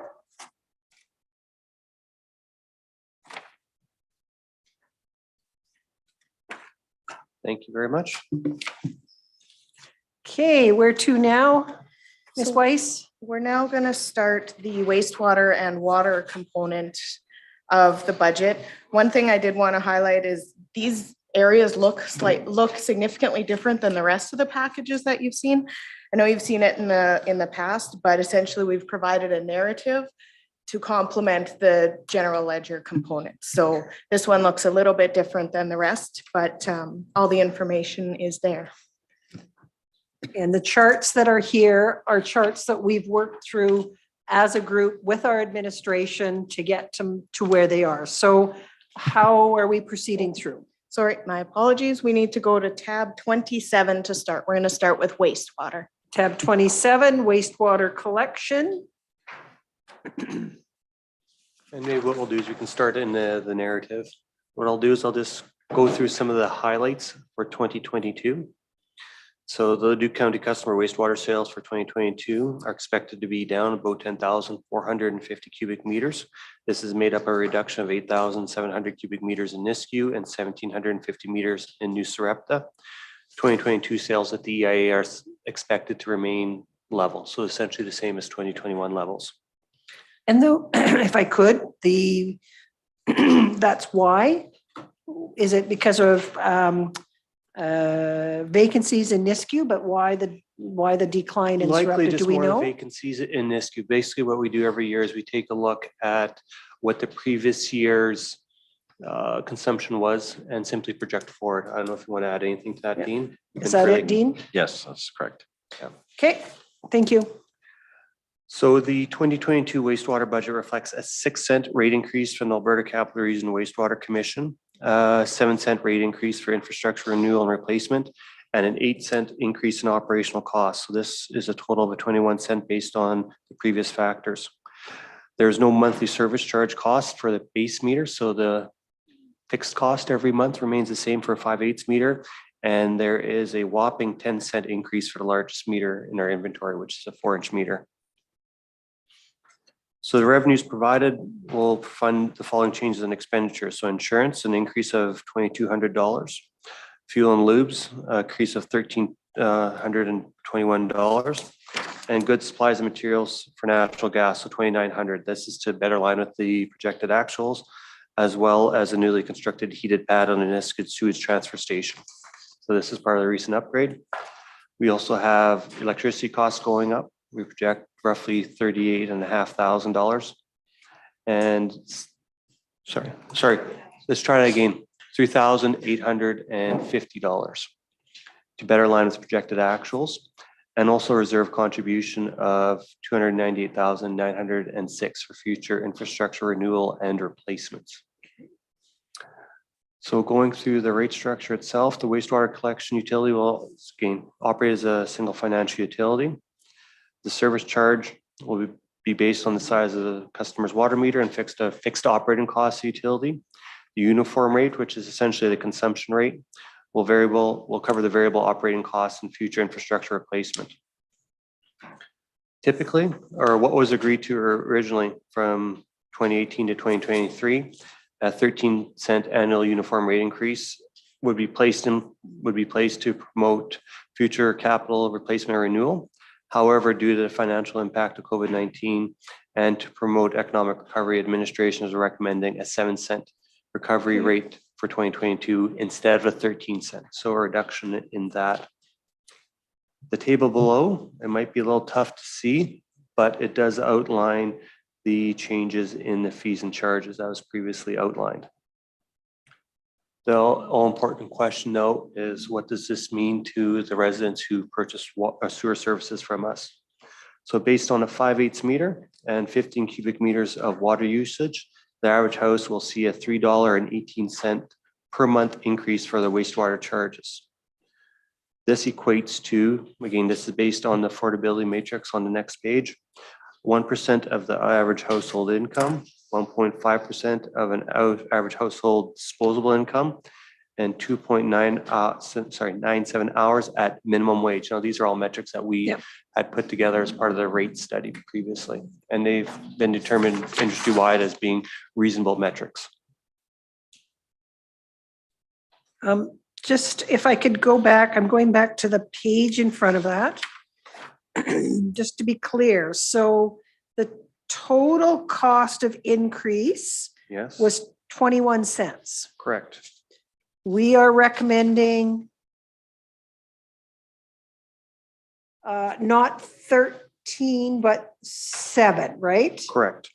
And that's, so we're putting less into our reserve. Correct.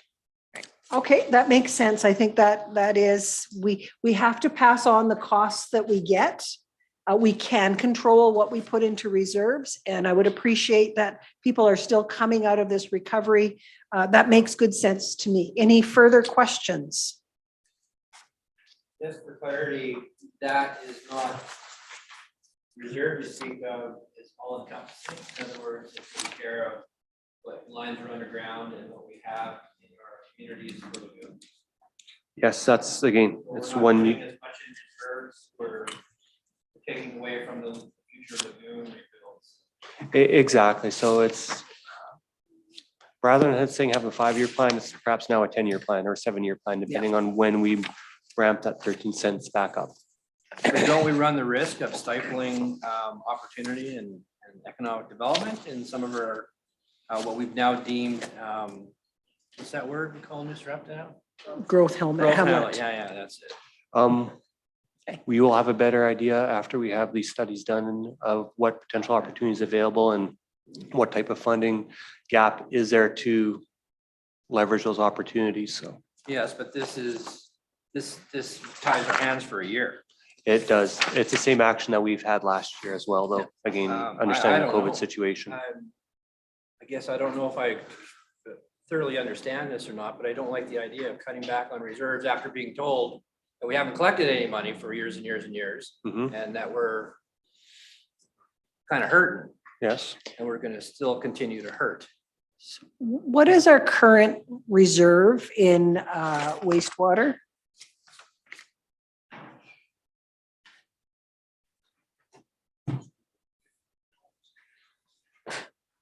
I know what it used to be. I'm quite sure it's more than that today. Thank you, Madam Mayor. In the operating side, we have wastewater reserves of 505,000 and change budgeted as of December 31st of 2022. For the capital side, we have budgeted 484,391 and change. Okay. Mr. Downey. Yes, I guess of note is the amount of capital projects we've done on the wastewater side in the last couple of years, the septic receiving station, the lift station, the designs for both of those. So, you know, we did start collecting more reserve money after the rate study and starting in 2019, and we've been increasing that every year, just not to the extent that we had planned to. Instead of the 13 cents, we cut that kind of in half each year. So we're still collecting. It won't be as much. We have about a little over $900,000 between the two currently. There are significant grants, are there not, for wastewater type projects that come up as well? Absolutely. We take advantage of every opportunity that we have for grants, obviously. But does that extend itself beyond piping type of grants? So underground stuff? It depends on what the project is. Again, there's different grants for different aspects. We did get funding, for instance, what grant did we receive funding for the Lagoon renewals, for instance? Alberta Water and Wastewater Partnership, something or other. Yeah.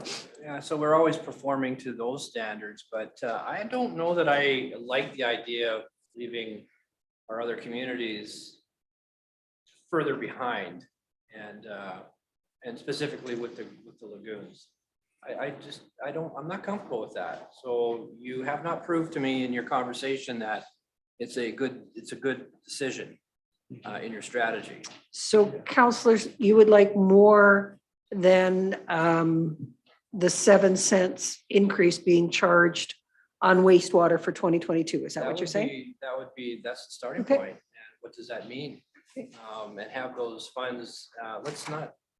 Okay. You've already told us that this money has never been collected over time, and you've identified that. Mhm. But there's nothing in here in this budget that says we're gonna correct that. That in fact, you know, and we've heard some of the numbers of what it's gonna cost to maintain these, and some of them are huge.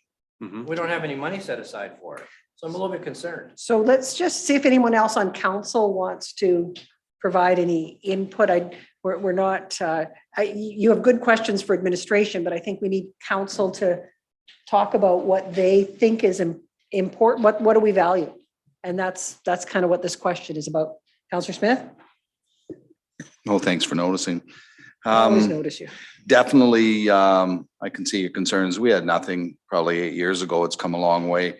I think one of the problems this year with the wastewater is the high cost passed on by the sewage commission for their capital projects. And this is the worst year and the most increase we're going to see from them. So I always like seeing reserves there, but I also like seeing affordable rates that we can defend to our residents, and the percentages get pretty high if we go beyond. So I'm pretty comfortable. I think you have a lot of money in a rate stabilization as well, which if you ever got into trouble and you were looking at raising rates, you could probably use some of that money for a reserve funding. So I'm good with the numbers I'm seeing here. I'm usually really cranky about the water and sewer. And again, knowing what I know from it, I can live with what's on paper here.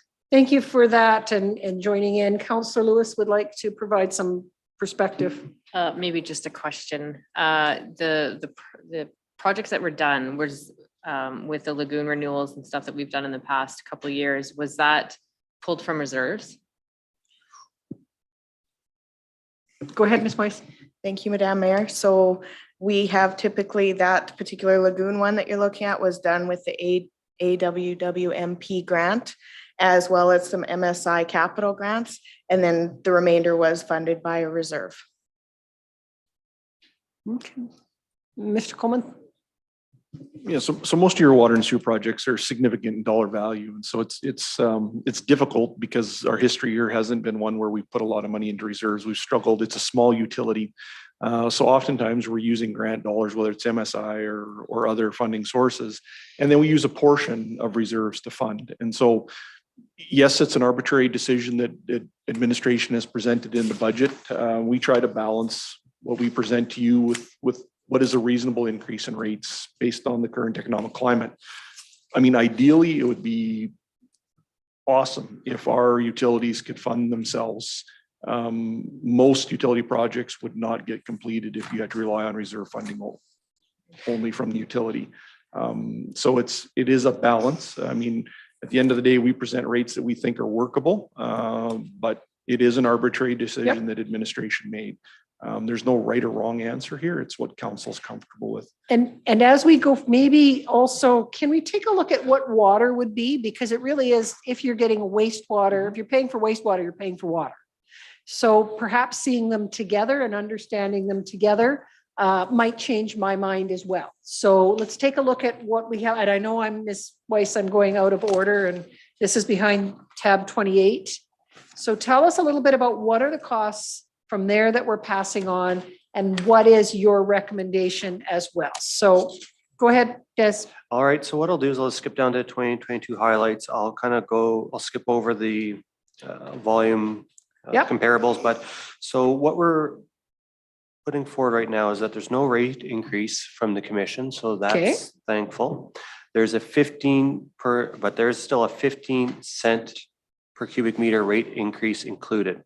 So this is 9 cents is infrastructure renewal, and 6 cents is for operating expenses. So that's the total there. So we're looking at there's actually a decrease on the fixed charge component. So there's a $1.11 decrease in the monthly service charge for the 5/8 meter, and a $27.72 decrease for the largest meter in inventory. So while the uniform, the consumption component's going up, fixed portion's going down. Okay. What does that mean then? So based on household affordability, so like I said, it's a 15 cent per cubic meter increase for water, all in. So based on a 5/8 meter and 15 cubic meters of water, so this is identical to the scenario for wastewater. The average household will see $1.09 per month increase for the water charges. This equates to 1.5% of the average household income, 2.2% of the average household disposable income, or 4.4 hours at minimum wage. So $1.09 plus $4.27 per month total increase.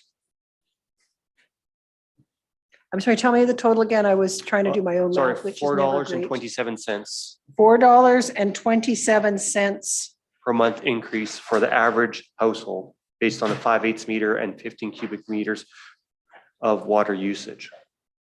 if we use the water and the wastewater at the recommended numbers. Yes, as presented, correct. And 7 cents of that goes into reserve. No. For the sewer side, yes, and 9 cents on the water side. Okay, the way I look at this is the underground water systems, wastewater systems, we've been prudent in adopting a strategy of ensuring that they're adequate. Yes. And we've extended that out to New Sarepta to help with their costs, and we fixed their lagoon. So there's been the period of time in which other hamlets have been ignored, but we have a problem. Mm-hmm. So why is it that the piping systems gets the attention, but the non-piping systems, the hamlets and whatnot, have to go to the back seat again? Yeah. Some of the numbers that you had suggested for Kavanaugh to do tie-ins were, well, if we base it on what it's currently worth and what it was worth back then, and it was big numbers compared to different, to do the work on the lagoon is going to cost so and so forth. We have interest in Rolling View that's being held back because of a lagoon. Mm-hmm. So why is it we continue to put lagoons on the back bench at the expense of our underground communities? And namely New Sarepta. New Sarepta's gotten a lot of money in upgrades, and when it comes to water and wastewater and their lagoon rebuilding and their fire storage and all that. And that's fine, but you know what? You don't put the other hamlets on the back seat here. Mm-hmm.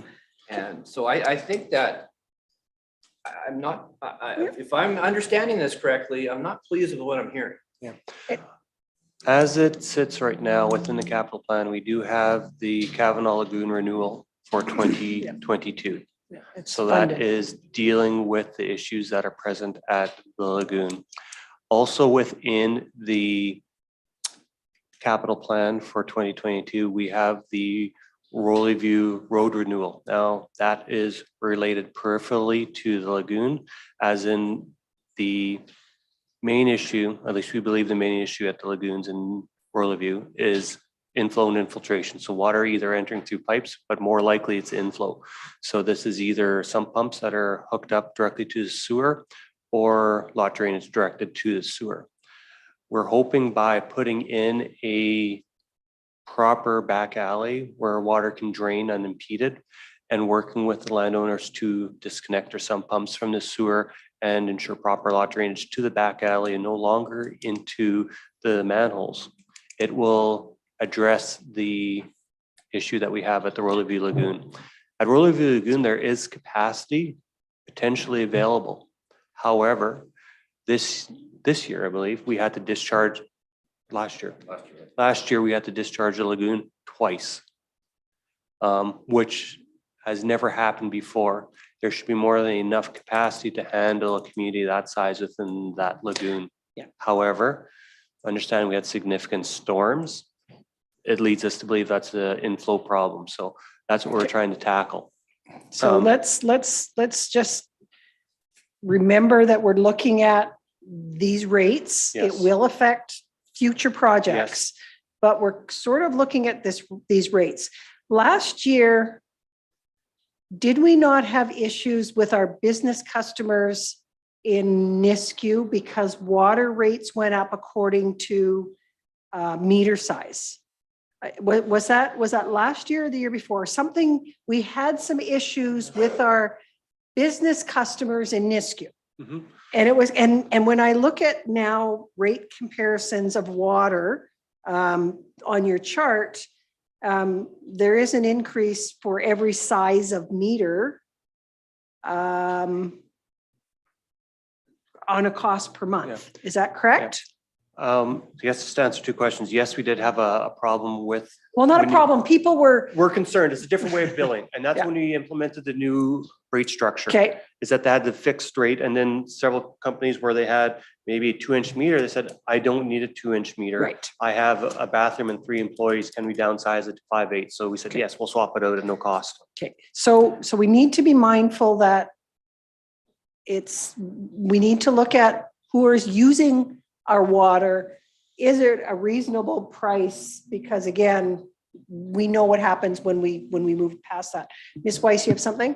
Thank you, Madam Mayor. Yes, so I wanted the reduction to the capital component is within the Nisku and New Sarepta usage, where the lagoons themselves, they are, well, that's really small. They do not have those same constraints. So because they're calculated separately, if we go back to the 2018 rate review, each area has a different calculation for how we come up with these, with the rates. So the lagoons themselves do not see the increase the same as the rest of them. We had administration decrease the the uniform rate for the Nisku and New Sarepta component. The lagoons are still contributing that towards their capital reserves. So there is no reduction to the lagoon specifically when it comes to the capital. And in addition, all of the increases to that 13 cents a year, all of that is compounded going in. So we still have all of the old increases from the past 3 years that are also contributed to the capital reserve. So a user, a resident in Beaufort using the lagoon in their monthly payment for the lagoon actually contributes to the reserve for that lagoon. Correct? Right. Be the same with Kavanaugh, would be the same with Rolling View.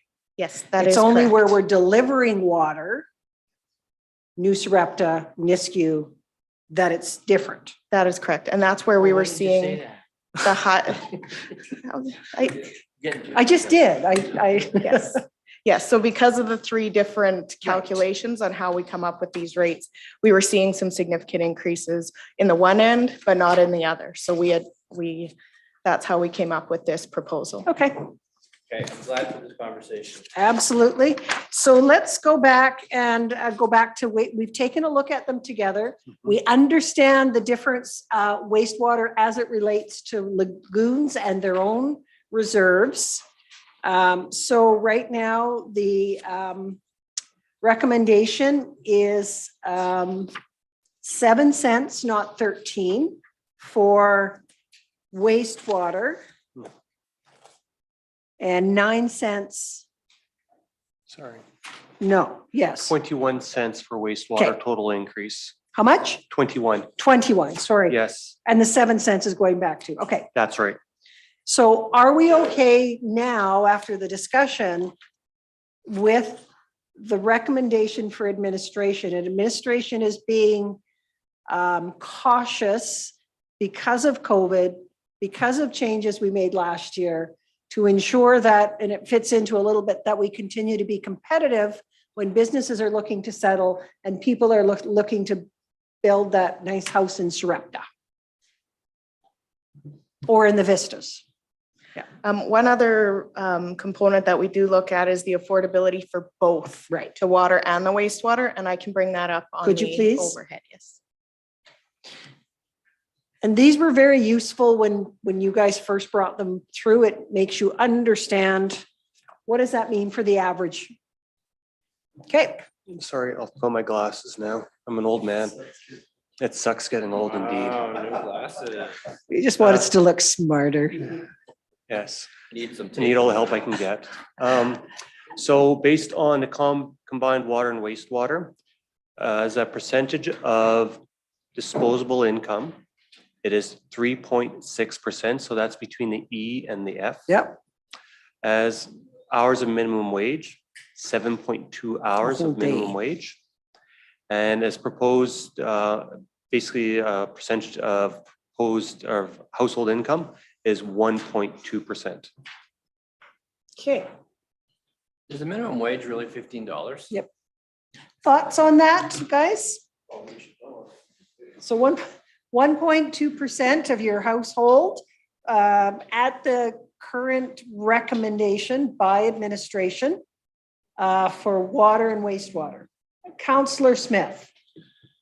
This formula was something that we had to bring back. We were probably not in the best shape for rates and how they were set annually and other problems that went in.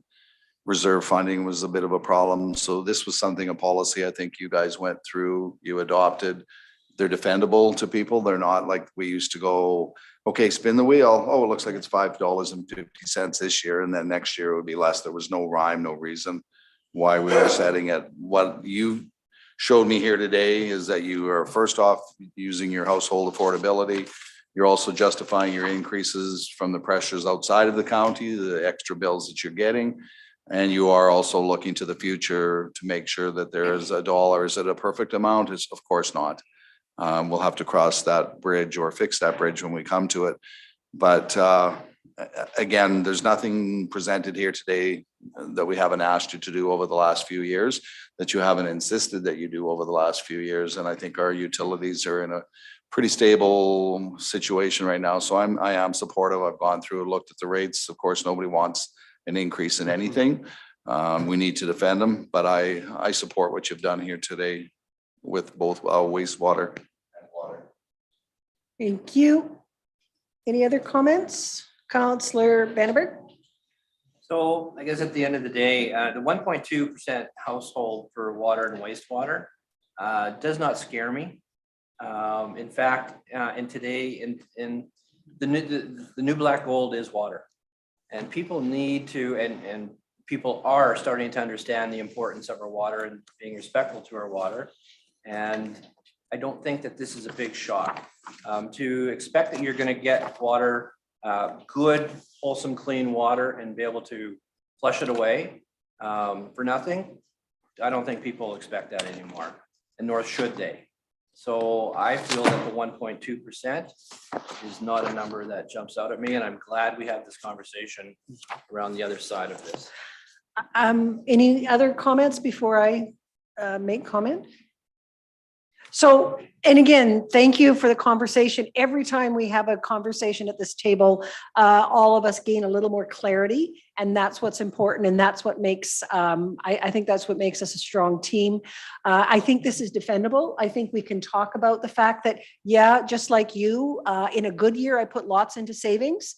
And when things are a little bit leaner, I put a little bit less into savings, which is how I would explain this. But we have to pass the costs on directly. And this is a way that allowed us to do it to manage everybody's costs. So I would support that. Any other comments? All right, where to now, Ms. Weiss? What did I miss by skipping around? Oh, nothing. I don't think that we. That was missed the right anything. answer. Yes. So we're gonna go to tab 9. I love tab 9. Only this time we're gonna go to behind the blue page in tab 9. That says for- utility rate bylaw. That is correct. All right. So you could flip back if you thought, if you think that way. Or you could take it out. All right. So what we will do is we will start on page 1 of 7 and just, I guess, highlight a little bit of the changes, which these changes are reflective of the decision that we just looked at in the budget document, correct? Yes. Okay. So, so underneath number 1 for water rates, you'll see the changes on a per meter size as well as a per cubic meter charge. So the fixed rate as well as the uniform rate. Okay. Moving on to page 3 of 7, item number 4, it's same thing except for the wastewater rates. We do have, as you see, changes for the hamlets of Beaufort, Kavanaugh, Sunnybrook, Luma, and Rollyview. So $49.80 per month as a service charge. May I ask what it was? Because Oh. I will get a call from Beaufort. Yes. I mean that with a happy voice. I'll get a call from Beaufort. That's better. Oh, okay. Thank you. $1.95 increase. Got it. Okay. Thank you. And then other customers in the wastewater service area, but not connected to water services, but connected to wastewater services, $49.80. And then at the Nisku wastewater transfer station, an increase to $23.37 per axle per load. And again, that is, if I could, from that increases from what was it last year? The wastewater transfer station is $22.25 Okay. per axle Okay. currently. Excellent. Thank you. Councillor Lewis. Kelly's fine. Is our bulk water rate the same? And what is it? Oh, bulk water, no, that, It would increase, wouldn't it? yeah. Currently bulk water is $4.51, I believe. Let me see, where is it? I'm not seeing, you don't have Where is water. that on here? Ha. We're missing bulk water. Oh, 451. Page 1. Very bottom. Has that been changed or just not in red? No, that's currently what it is. Yeah, it should have been red then. Well, it's currently $4.51 it is. If you found It's it. currently, so it should. have been- Okay, we've got that. Sorry. And are those your only changes? Yes. Uh, No, sorry, one last change. Sorry. Just for the sake of clarity, sorry, thank you, Madam Mayor. The bulk water rate is $4.51. The fees and charges schedule has not been updated to reflect a change at this time. So that is something that we will change Okay, and bring, before interim budget final look. yes, before the final Whatever that's approval. called. Okay, so that's the changes to what, no other changes I see until we get to Page 6. 6. Yep. Yes. So you'll see the collection fees for New Sarepta, the Diamond States, Royal Oaks, Lucas Estates. Okay. And lastly, in the notes at the bottom, since we are issuing transfer station cards for 2 years, the access cards would be rated quarterly starting 1 year after date of issue. So previously, when they're done every year, we'd prorate it quarterly, understanding that we have a 2-year issue. Basically, it's still full price for replacement for year 1. and the first 3 months of year 2, and then it gets prorated as we get closer to the reissuance date. Is the hamlet of Nisku missing on here?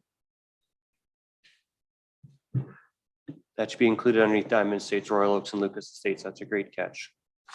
Eddie? While we're catching, back to page 1, hydrant meter array on forward.